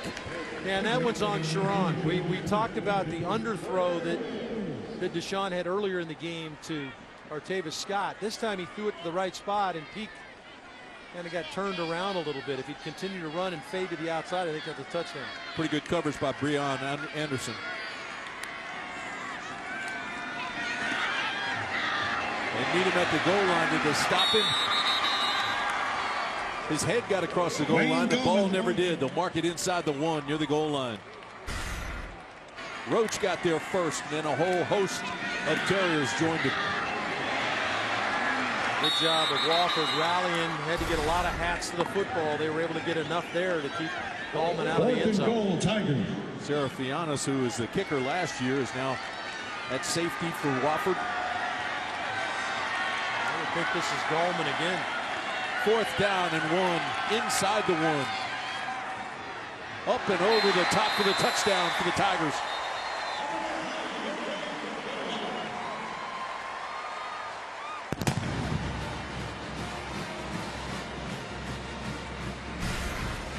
Impressive opening drive for the second half for Clemson, and it was really Wayne Goldman's drive. Had the outstanding run to the outside that put him down inside the 5-yard line, and he gets to finish it off on 4th down as he goes over the top. Goldman's been special today too. There have been a number of players wearing those orange jerseys that have done a lot of good things. Goldman's one of them. Goldman 13 carries, 89 yards and 2 touchdowns. Snap, hold, kick, good. 42-10 with 9:23 to play in the 3rd.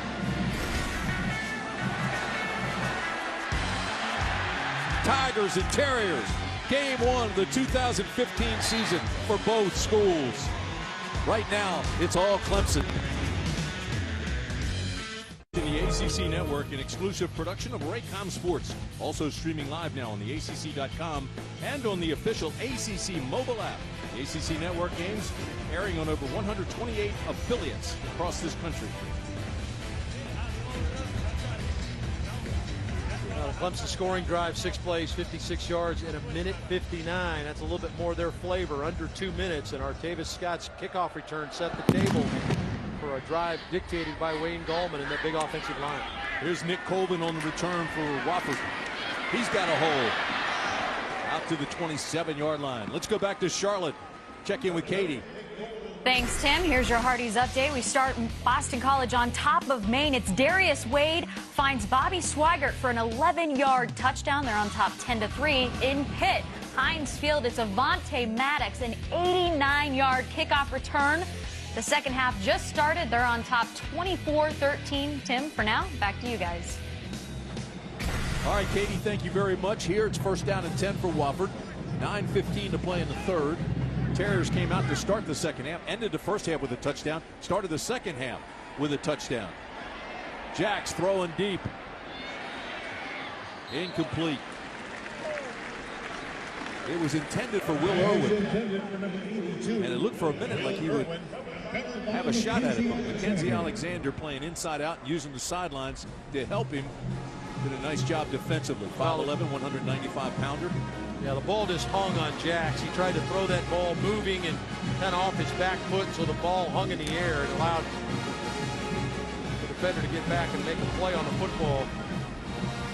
Alexander, a big-time corner, started all 13 games a freshman a year ago. Here's Jax running the option. Late pitch, nowhere to go. Great pursuit. Great containment on the outside. Tankersley, the corner.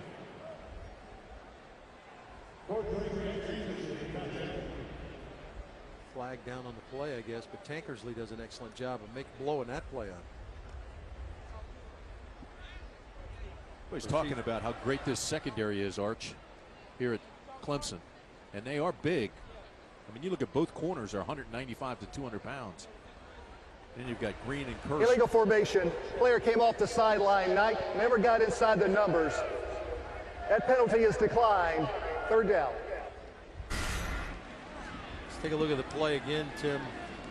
Option to the outside again. Clemson does such a good job of stringing the play out. Everybody where they're supposed to be, and then Tankersley, the corner, makes a big hit behind the line of scrimmage. Here's a reverse. Get it back to Jax. Sidesteps one. Throws underneath. Has it complete to Colvin. Colvin slips the tackle. He's after the 35, the 40, the 41. It'll be a first down for the Terriers as they continue to move now. Boy, this was, we talk about a lot going on here. Reverse, back to the quarterback. He does an excellent job of avoiding in the backfield Dane Rogers. Boulware's coming. They had a screen set up. Just a good job of staying alive. Coleman avoided the tackle of Jaron Curse. Get a first down. The Houdini version of a flea flicker. Pick up a 14. Straight ahead they go with Colvin, and Nick Colvin picks up a couple of very tough yards. Give him 3 and mark it at the 44-yard line. Well, Wofford has Tennessee Tech next week, and the film they're going to watch today, with all the stuff that Mike Ayers has pulled out here in the second half with some of these gadget plays, to spend a little extra 30 minutes on the field next week. Get ready for this Terrier team.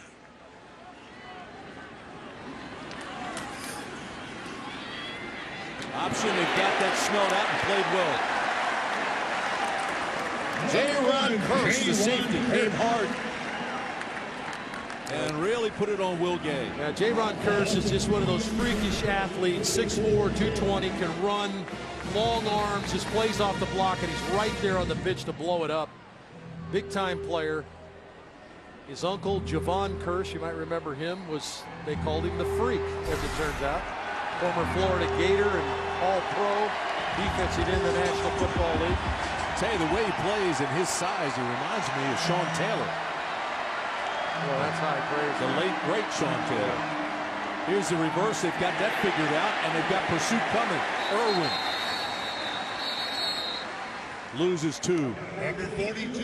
He can be, Curse can be half of what Sean Taylor was. He'll be an unbelievable player. Taylor was one of the best I've ever seen at this level, certainly, and he was good in the pros as well. Very good player in the pros. Austin Bryant blew it up. Green came in pursuit. He filled, finished it off. This defense had lost Ebo, Corey Rogers, DJ Reader, Corin Wiggins. That's just since the spring game. And yet young people keep stepping up and becoming big-time players. Ray McLeod is back to get this one. Puts the ball on the ground again. That's the second time he's done that. Trying to scoop up a low kick. Now, Dabo's not pleased about it, too. They got to be smarter. He's a freshman. He's got to be smarter. Just get away from the football. That's what Dabo's telling him, and he's chewing it out pretty good. 6:13 to play in the third quarter. 42-10 Clemson. We'll be back after a word from your local ACC station. When you think about this great university and the cornerstones here, Fort Hill Plantation, John C. Calhoun, Dr. Thomas Clemson, now Deshaun Watson is in there as well, the cornerstones of this university in 2015. Our first and 10 line brought to you by YP.com, the even more powerful Yellow Pages. One app, one site, YP can do that. First down and 10, Clemson. It's 82 degrees, but 65% humidity here at Clemson today. That's caused some problems for the players. Schuessler is now the quarterback, throws complete to Kane, and Kane picks up 4 yards. Well, Schuessler was solid the first half as well. We talked about Deshaun Watson, 17 of 20, but Schuessler was 5 of 6 for 68 yards, and I would assume that Deshaun is probably done for the day. Gallman, the ball carrier. He does run tall like Eddie George. He does a really good job for a big back. He's 6'1", 215 pounds, but he does a really good job of dropping his center of gravity. When he gets into traffic, he does a good job of lowering his pad level. He doesn't run tall through the line of scrimmage, which I think is the key. And then when he gets clean, he raises up like a sprinter and walks away from him. Well, the coaches say he's still learning too, Arch, which is impressive. He was a wing back. Just learning the running back position. It's Gallman again as a swing receiver. A good play out there by Wofford out on the edge. Michael Roach, the linebacker, comes up and makes the tackle on Gallman one-on-one. And they force Clemson to punt the football. Excellent job on third down by Wofford there. This is the first punt of the day for Clemson. So Andy Teasdale comes on to punt. He had 2 punts last year, averaged 44 yards. Well, Gay's the punt returner. He's only returned 1 punt. So this will be a little bit of a new experience for him as well. Von Pinion was the punter last year. He's now punting for the 49ers. That ball was first touched at the 24-yard line, maybe the 23, but not controlled until the 16. Let's go downstairs. Here's Roddy Jones. Yeah, guys, earlier in the game, Mike Williams had that touchdown catch where he fell into the stanchion of the goalpost, had to be carted off the field. Was some good signs as he was coming off the field, did wave his hand to the crowd, got a big eruption there. Coach Dabo Swinney told me that he was taken off on the cart mainly for precautionary reasons. A little bit of tingling, but the report from the hospital is that he's standing up. They're still running tests, but it's always good to hear that a big-time player like that is standing up and looks like he's going to be all right. All right, Roddy, that's good news. Thank you. I love to hear Dabo say he wanted to get up and walk off the field, but they were very precautious. Here's Will Gay. Number 25, very cautious. Good job there by Clemson to kind of feel that. That was a new play.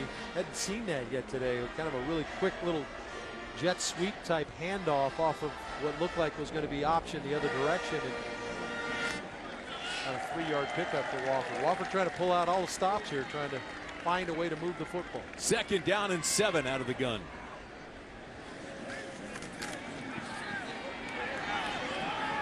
Trying to go over the top.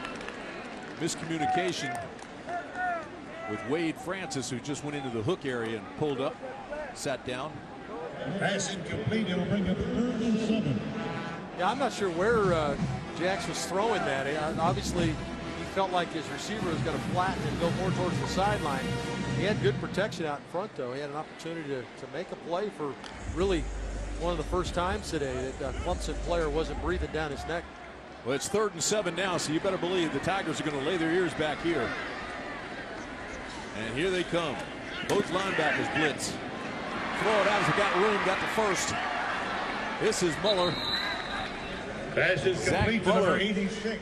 The senior out of Plymouth, Minnesota, picks up the first down, knocked out of bounds by Green after a pickup of 14. A little twist route, 2-man route on the outside. Muller releases to the outside, and I think the Clemson players got a little mixed up. Didn't see the tight end releasing the flat. McKenzie, number 2, was supposed to be outside, and Green, the safety, back to the inside. Both chased the receiver to the inside. Nobody with Muller. Pretty good decision by Jackson getting the ball quickly.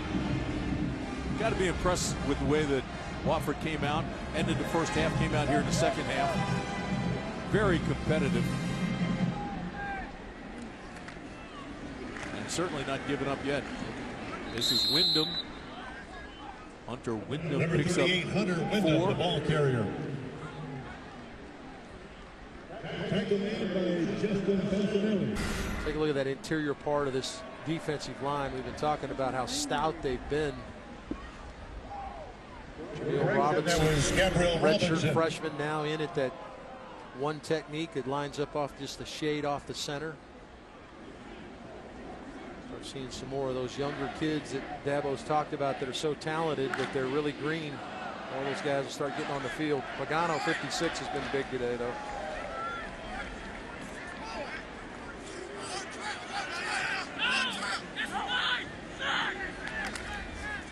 Jax hands it off straight ahead. This is Colvin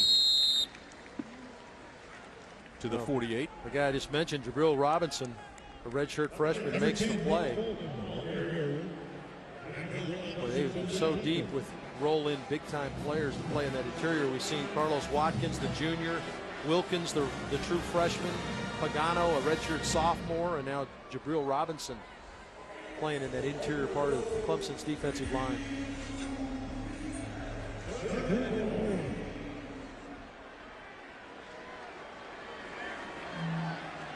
Third down and 4 for Wofford. Straight ahead they go. They're not going to get there.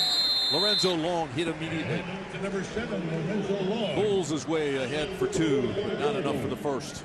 Well, you got to give them credit. They continue to probe that middle of the Clemson defense, and there's just not a lot of room in there, but they continue to work on it. There's Travis Blanks. Travis is a guy, amazing story, was an outstanding freshman player and he's had back-to-back knee injuries. Had a knee injury right at the end of the 2013 season and got back just in time for the bowl last year, and then tore his ACL again for the bowl practice going into the Oklahoma game, and he's back on the field. And well, when you talk to Brent Venables about him, he kind of got a little choked up about the fact that this kid has worked so hard to get himself back on the field. Big time. Wofford melts the clock all the way down to 1 second and call a timeout. Well, as we start the ACC season, we've got some pretty good storylines. Florida State certainly had everybody's attention the last several years, and they still do. Yeah, I don't think Florida State's going anywhere. I think that the other teams are trying to catch up. No question about it. Do they take a step back without Jameis Winston? Well, they could, but the bowl game scenario, back-to-back years with 11 teams in bowls, and who wins the Coastal? Georgia Tech, the favorite, but don't forget about Virginia Tech and that defense of Bud Foster's. Surprise teams, is it the U? Is it NC State? I think both those teams will certainly be on a lot of people's dockets. Yeah, I agree. Jacoby Brissett, the quarterback, he's going to bring back he had a tremendous performance last year. I think that team will be much improved at NC State. Watch out for Dave Dorn's team. No question about it. You know, I think Virginia Tech's going to be a pretty formidable ball club. Michael Brewer, his improvement from last year to this year. Terrific camp. If they can get the running backs back, remember they lost all their running backs the injury a year ago. Get that freshman receiver core back. What Brewer throw last year? 15 picks, I think. He came in, he was just a gunslinger, trying to work his way into the offense. Now he understands the offense and had a terrific camp, so that'll be interesting to watch. Although they open against the national champion, Buckeyes of Ohio State. Jax pitches it, well defended by Clemson. Well, you talk about assignment football now. Boulware has the quarterback, TJ Green has the pitchback. Boulware 10, the linebacker, does not deviate from what he's supposed to do. I'll take the quarterback. He depends on TJ Green to be there and take care of the running back, and he does that. That is assignment football against the option. Well, earlier in the game, Coach Sweeney posed a trivia question: which ACC school was the last to beat 2 top-ranked SEC schools in back-to-back games? The answer? Well, there it is, the Clemson Tigers. For more trivia, download ACC Trivia powered by Duke Energy in your app store. Tigers beat LSU in 2012 Chick-fil-A Bowl, number 5 Georgia in the 2013 opener, so that was back-to-back. Schussler throws deep, wide open, overthrown. It was intended for the freshman Deion Kane. Schussler, just a little more air under it. Yeah, you're exactly right, Tim. That is exactly what he will be told by Tony Elliott. Just put a little more air under it. Let him go get it. He's 10 yards behind the defender, and he knows he had a chance to make a big play there with his freshman wide receiver Kane. Second down and 10. Davidson. Nice gain. Yeah, good comeback by the offensive line there. You go 2nd and 10. More often than not, teams will probably try to run it to get you to 3rd and medium, but boy, big run right there makes it 3rd and short because of that offensive line. C.J. Fuller, one of those freshmen. He's a redshirt freshman from Easley, South Carolina, and a flag comes in. Ball start, number 8, offense, 5-yard penalty, 3rd down. That won't make Coach Elliott or Scott happy. Some of the guys in, different guys coming in.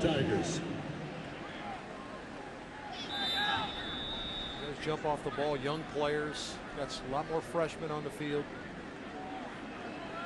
You know, Roddy talked about how Dabo had mentioned this might be his most talented team he's ever had. And that 2011 team was so talented, but they didn't know how to win. This team has been taught how to win by the guys before, so this might be his best football team. The end of the 3rd quarter from Death Valley Memorial Stadium in Clemson, South Carolina. 42-10 Clemson. We'll be back for the final 15 after this. Dabo's still working, isn't he? Absolutely, coaching hard. Come over here, get over here. That's not how we play here. He's all over everybody. He says, you're going to finish this game the way we started it. Yeah, Dabo Swinney, I don't think he gets near enough credit at how good a coach he is.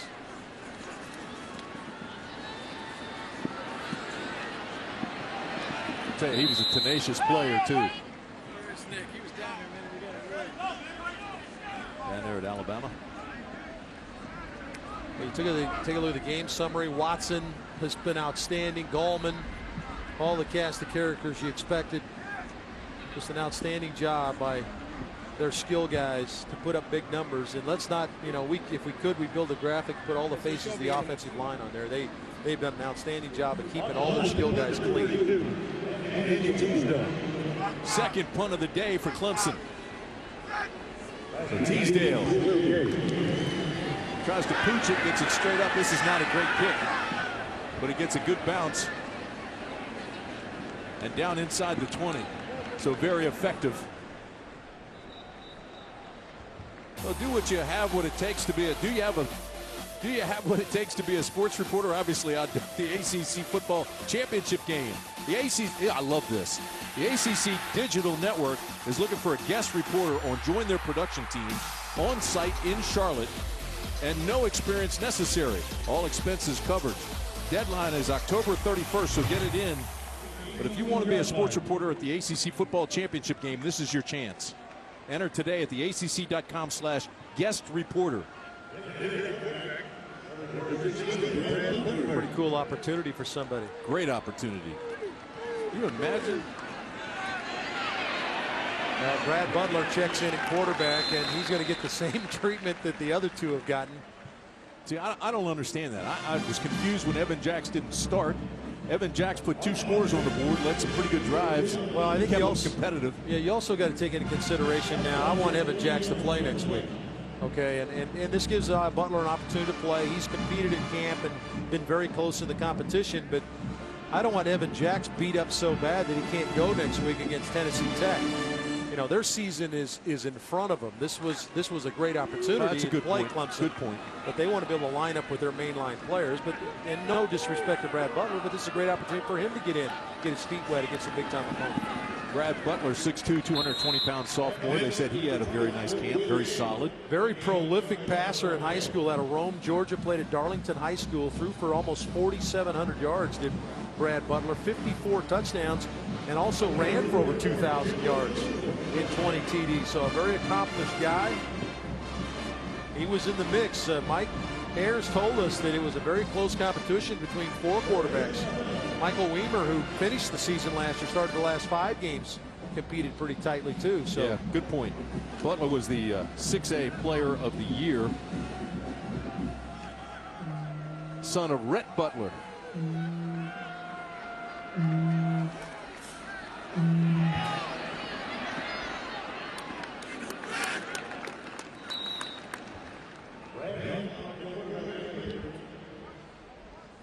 Tim, there's a take a look at some of the Tigers. We talked about some of the guys that have moved on. Beasley and Anthony, both first-round picks. Grady Jarrett had a monster night in the 4th preseason game for the Falcons, and Tony Stewart has gone on to play at the next level. How about this year's guys? Lawson, Goodson, Boulware, Green, probably all guys that'll play at the next level as well. But the tackles for loss, this is a defense that led the nation in tackles for loss, and the guys that we mentioned, 42 tackles for loss and 21 sacks went to the next level. So an opportunity for somebody else to step up and make plays. They're off to a good start. Again, they get a big roll with that rugby style kick down to the 32. 46-yard punt. Well, the summertime is coming to a close and fall has hit Clemson as you look at Lake Hartwell. 42-10 Clemson. ACC football is brought to you by your local Toyota dealers. Toyota, let's go places. By Progressive Insurance. By Koch Industries. And by Bojangles. It's bow time. Our 1st and 10 line brought to you by YP.com, the even more powerful Yellow Pages. One app, one site. YP can do that. 1st down and 10. Jay Guillermo back in the ball game at center. Jay from down there in Maryville, Tennessee. Down here in Knoxville. Let's go back to Katie and Tommy in Charlotte. Katie. Thanks, Tim. Here's your Hardee's update. Pitt's Quadre Olesen, a 71-yard run. He's off to the races, Coach. Pitt formation of the boundary outnumbers Youngstown State. Here you can see him untouched into the end zone. Well, and James Conner out. Tim, not a good sign. Back to you. No, that's not a good sign. We hope it's not serious. This is Zach Brooks. We talked about James Conner, and Roddy had his top backs in the ACC coming into the season, and James Conner was that #1 back. I think he'd be a #1 back on many people's list. I think they've got a quarterback that's very unsung in Chad Wojcik, too. I think he's going to be a heck of a player this year. Zach Brooks again. So when you got to love it when you come in, you get some reps. Doesn't matter what the score is. You get to carry the ball. Zach is a 6', 200-pound senior from Jonesboro, Arkansas. Primary backup in 2013, probably the most physical back to have. Zach Brooks, gain of 2 yards. Gain of 2. He had a foot injury a year ago. You don't come to Clemson and play football if you're not a big-time player. No and certainly question Brooks about was that. But redshirted last year. He was a junior. Redshirted last year on the clock. He was a junior, so he redshirted and got that foot back healthy. Flags fly everywhere. False start. Number 63 on the offense. 5-yard penalty. Not unusual to have penalties like this when you play so many players, and well, we've had them today, haven't we? Well, Formogan is the guy that got flagged there. He's a true freshman out of Tampa, Florida, Plant High School. His father played for the Crimson Tide and the Miami Dolphins. Make it 2nd and 12. All Jake's for old 45. man. But he's another guy that 6'6", 280-pound true freshman.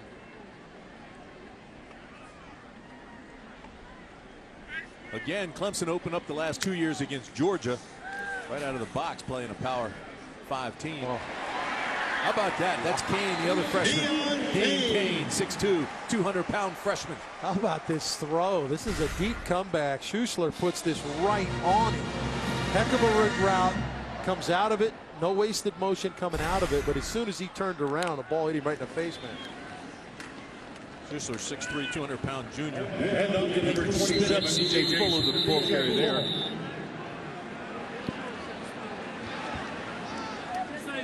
You know, most of these kids obviously were stars in high school, and some of them went to some of the big-time high school programs. Schuessler is one of those. Grayson High School in Georgia is one of the top high school programs in the country. This is Fuller. Arch, if you're Mike Ayers in Wofford, what do you take away from this game? Well, I think that you competed. Number one, you wanted to compete. I thought that they've done a decent job of limiting the big play. Now, we saw Artavis Scott get clean on a little quick screen, and he ran 30 or 40 yards for a touchdown. But for the most part, they have not given up the big play. That was their plan, was make Clemson earn it. And they've had to go to 3rd down, to convert on 3rd down to move the chain. So I give them a ton of credit for continuing to compete. I think that's the biggest thing. Clemson, first charged, First charge to this half. So you heard him. Timeout Clemson. Dabo wants to talk it over. 8:58 to play in the ball game. 42-10. Clemson big. Clemson comes in with its third quarterback of the day, Kelly Bryant, a quarterback who is 6'3", 215 pounds. He is a true freshman. 27 freshmen on this 3-deep roster. Bryant inside the 10. Look at him, still on his feet. The big fella rambling down to the 7-yard line. Well, he took a shot and he hung onto the football and almost got out of there.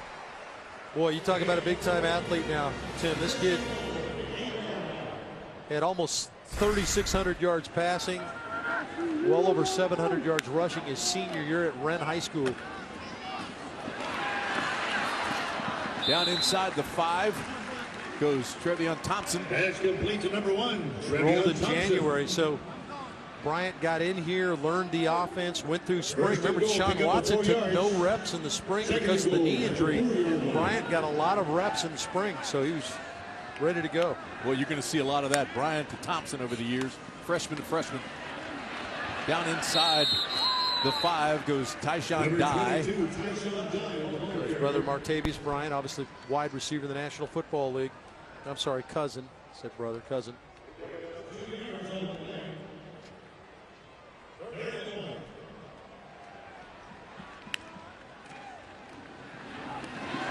Touchdown, Tie-Dye, back in fashion.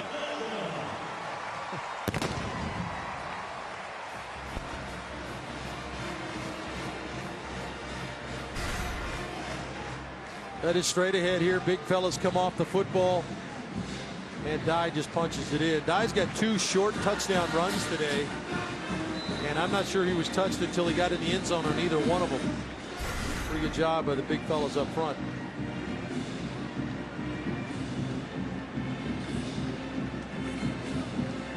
Alex Spence comes on to attempt extra point. His first attempt of the 2015 season. Good snap, good hold. Kick is up, and it's good. 7:46 to play. Clemson almost to a half 100.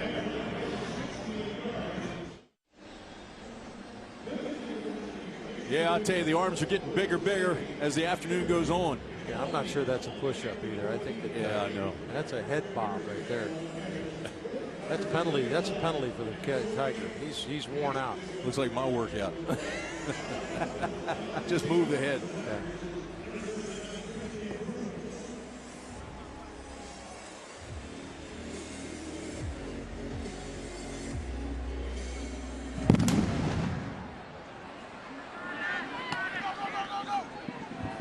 This is Nick Colvin, and Colvin's out near the 24-yard line.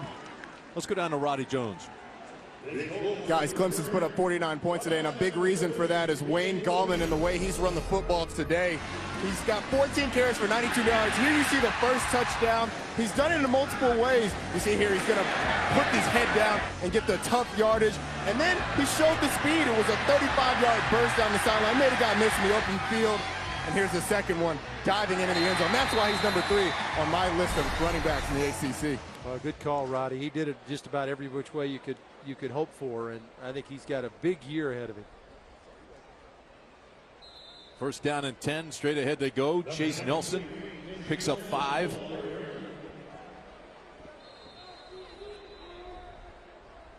And now we do have some cramp problems with Chase Nelson as he gets back to his feet, or his knee anyway.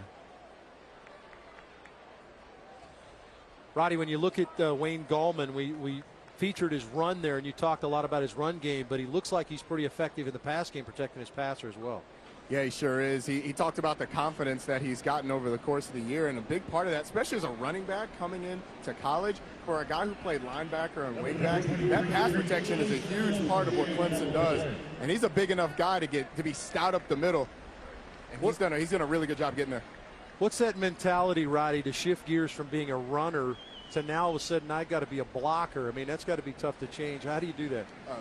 It's just a mentality. You said it, it's a mentality. And him as a linebacker in high school, he had that physical mentality. Dabo was was roommates with his head coach in high school, so he probably had a little bit of an inside track on the mentality of Wayne Gallman. Second down and 5. They try to set up a flanker screen. Clemson's having none of it. Wade Francis gets a completion, but that's it. Yeah, that coach that Roddy's talking about, Mickey Kahn, roommate with Dabo. And Gallman at linebacker. I didn't know that. Roddy told me that he played linebacker. And boy, he plays like a linebacker, doesn't he? Yeah, he does. He knows the difference between come here and sick 'em. Well, I just think that the versatility that Gallman gives him, and Roddy's talked about it all day long, his ability to do the speed stuff is one thing, but then to do the power stuff and then also protect, I mean, man, he becomes a 3-down back for you that's in all the time. Trying to keep you updated on all the scores. Youngstown State trying to make it interesting against the Panthers. Let's go back to Katie. Well, Tim, they absolutely are. Here's your Hardee's update at Heinz Field. It's YSU's Jody Webb, coach, keeping it close. I tell you, if you're going to play one AA opponent, you don't want it close in the fourth quarter. Well, and it sure is. Tim, for now, back to you. All right, Katie, thanks. Here we've got 6:24 remaining. There was a penalty.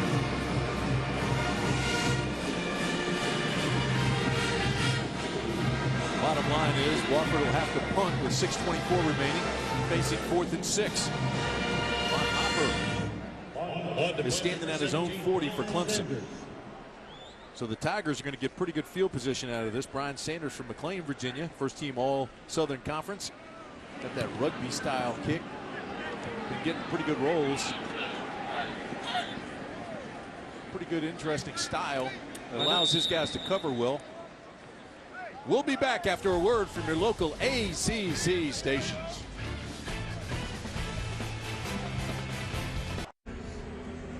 Look at Jeremy Williams, award-winning photographer, producer, editor. He does it all. Tremendously talented, but I think he's just taking the day off and enjoying himself.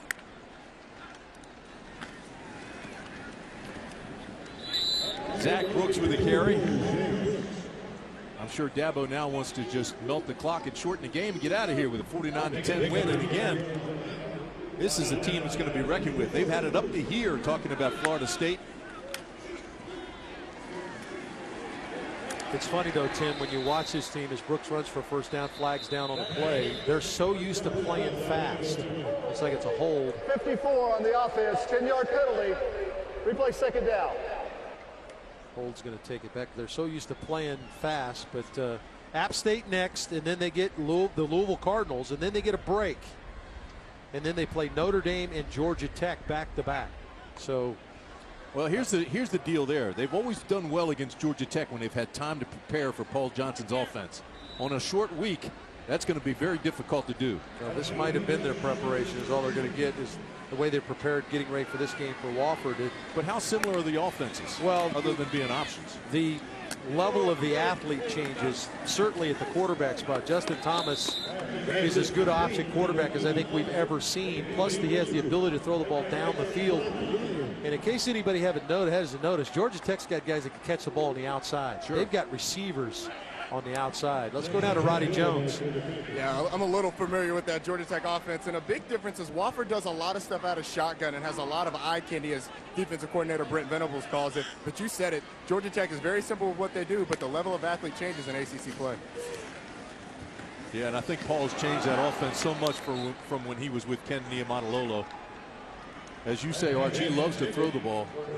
I mean, he's got a lot of run and shoot elements in that thing now. Well, and the quarterback that he has, it's just a different level. But getting back to Clemson, I mean, that's a tough stretch when you start talking about Louisville, and you can bet Bobby Petrino team's going to be ready. Remember that game last year here in Death Valley? Came down to the end. It took a Clemson defensive stand to keep the Louisville Cardinal out of the end zone to preserve that victory. Then they're going to have to go up to Papa John Stadium at Louisville. You could bet that crowd's going to be ready for the Tigers coming in on September 17th. Teasdale back to punt. Will Gay standing and will receive this ball at about the 30.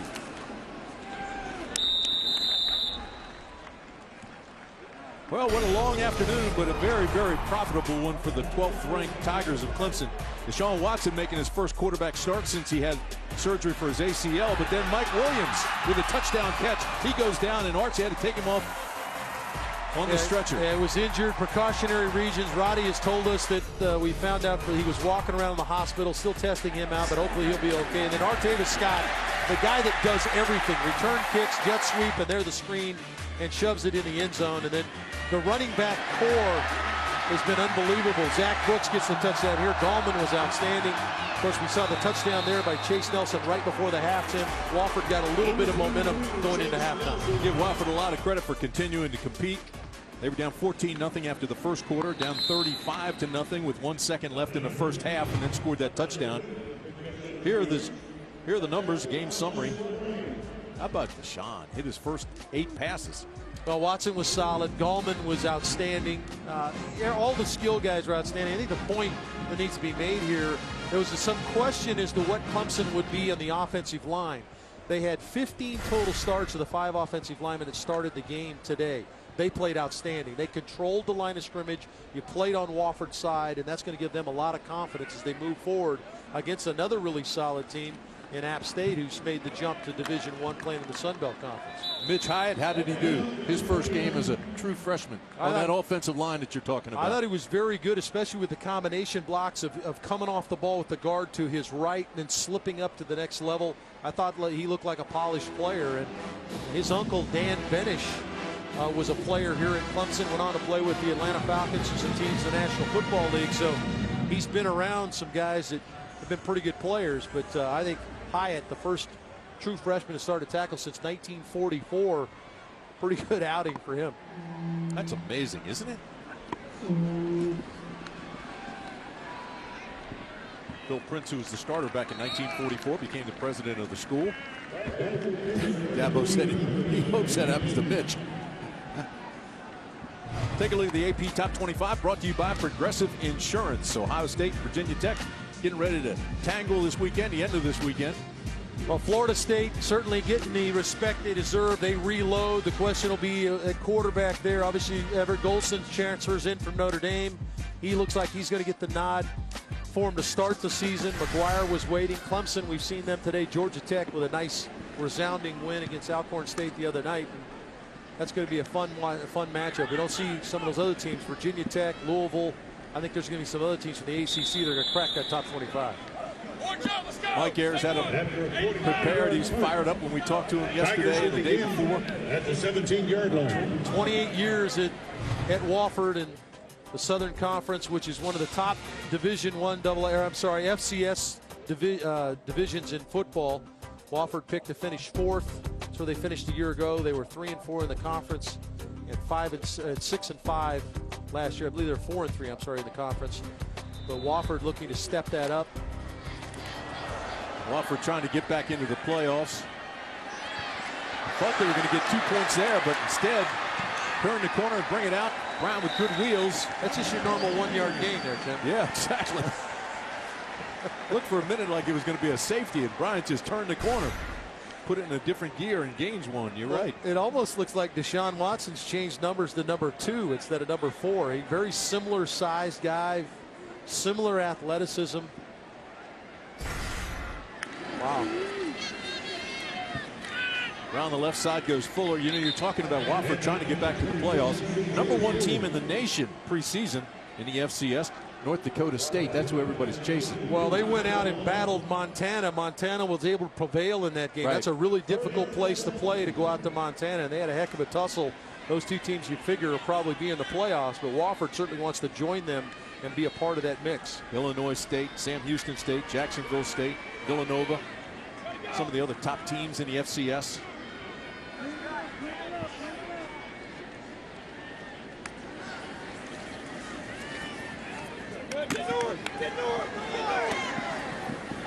Out to the 27-yard line. Complete to number 82, Will Irwin. Make that There's no taking air out of the ball either. No. Tony Elliott's calling plays. Jeff Scott relaying them in. They're conversing back and forth. One of the co-offensive coordinators of this team, and they're just giving Kelly Bryant the same playbook as they handed Deshaun Watson. Go to work, young man. Another one of those freshmen at Clemson who was outstanding and shows a lot of potential. Garrett Williams, the tight end, 6'3", 230 pounds. He comes in when they go to the 2 tight end set. So I guess he can call himself a starter if you're in those formations. which they will be in some games. Thought it was interesting. They went in against Oklahoma in the bowl game. They were short on tight ends, and Tony Elliott goes, hey, we're going 4 wides. Ended up playing about 65% 4 wides, and pretty good indication of where he's taking this offense. I'm not sure what the discussion is. I know Dabo Swinney standing out by the numbers with his arm stuck out. Like, what's going on? There's a correction in the ruling on the field. It'll be 4th down and short. It's 4th down and short. I don't know how that happened. Well, one of the officials had to say move the chains, and so someone moved the chains prematurely, evidently. And the ball was short. A correction on the spot. He had to get to the 32-yard line. He was just short of that. It'll be 4th and short. Okay. So it looks like Clemson punt the football deep in their own territory, and Wofford will get an opportunity with it. You know, going back to that Oklahoma game, the bowl game, you know, Brent Venables, longtime Oklahoma assistant defensive coordinator. We talked to Brent yesterday, and we were asking him about that. That had been very strange. That was the first time he'd seen OU on the other sideline after spending so many years there. He said, yeah, I felt for those guys. He said, but I wanted to win in the biggest way, and they certainly did. 40-6, they put it on the Sooners that day. Riley Johnson, a referee, I think meant the 27-yard line instead of the 32. Bottom line is another flag flies, ball's loose. It's going to be interference on the punt. Reception. And belong to Wofford as we now have 1:49 remaining in the game. Yeah, pretty clearly. Kick catch interference, number 6 by the kicking team. It's a 15-yard penalty from the spot of the foul. First down, Wofford. Well, when you talk about records of quarterbacks through 7 years, Dabo Swinney sits atop the ACC with a 61-26 record. And then there's a couple of guys that step next. Jerry Claiborne at Maryland and Paul Johnson, Georgia Tech. I think I worked with guys. Did you play with Jerry Claiborne? I did. I was his defensive captain back in '72. You had nothing to do with that 11 games. I will give Roddy credit. He helped the 58-34. You had nothing to do with 58-23. You got that right. Randy White did, who's played next to me, though. Randy, an outstanding player, Hall of Famer.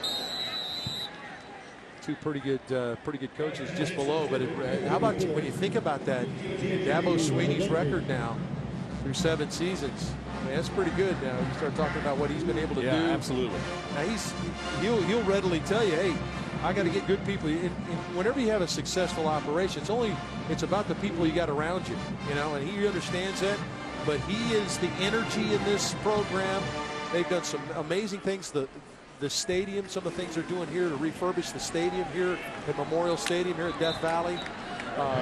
Redoing some of the press box area and all that really looks nice. They put a lot of money in. There's the Oculus. I know the first guy that walked in the Oculus. Who was that? Dave Archer. How about that? He thought they were giving away free food.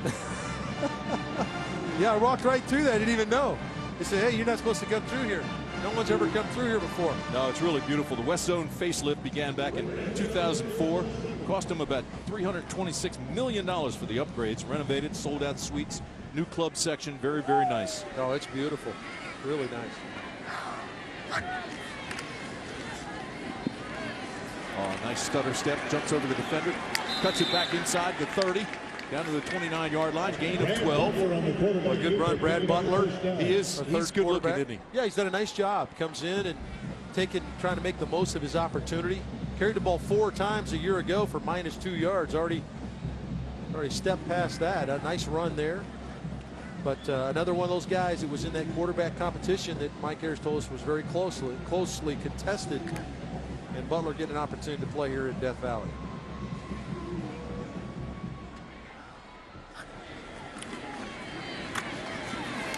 Another flag comes in late in the ball game. Come on, fellas, 28 seconds left.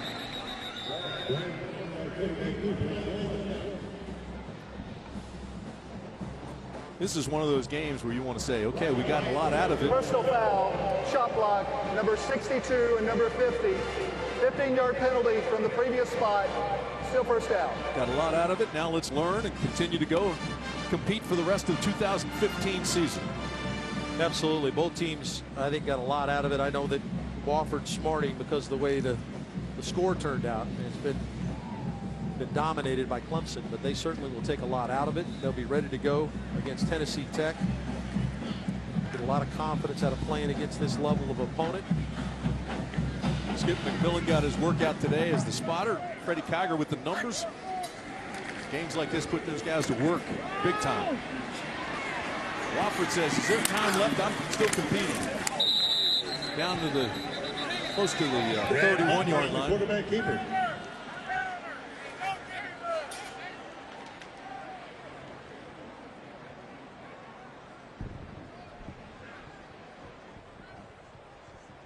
Helmet came off, so Butler's going to have to come out of the game. So now Jax, who's been standing over there signaling plays in, will have to come in for the last play of the game. What do we have planned for Roddy now that he's completed his first game as a rookie here with the ACC Network? I'm just excited to have him. He did an excellent job today. Really did, didn't he? Got our first ACC conference matchup next week. Wake Forest traveling up to the Carrier Dome in Syracuse, New York. That's a 30-second charge timeout. This is Wofford's third and final timeout of this half. It's a game where two teams that started the season the way they wanted to from a one-loss standpoint certainly did that. Syracuse won in grand fashion, undefeated, defeated their team, shutting them out, and Wake beat Elon in grand fashion. Wofford throws for over 300 yards. Unfortunately, Terrell Hunt went down to the injury, so we don't know the status of that yet. We'll wait and see. But they, Eric Dungy, their backup quarterback, came in and performed extremely well for the Orange. So look forward to that early ACC matchup. 5 seconds remain in the ball game, and we got the first boo of the afternoon from those still remaining at Memorial Stadium because Mike Ayers called a timeout, wanted to talk to his guys with 5 seconds left. They want to sing the alma mater. See, they're waiting to the game over. All these people hanging in here to sing the alma mater with their team.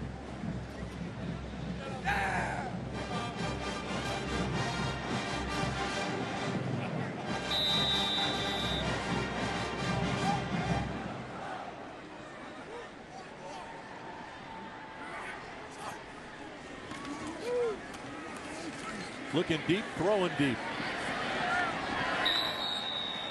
And incomplete. Final score, Clemson 49, Wofford 10.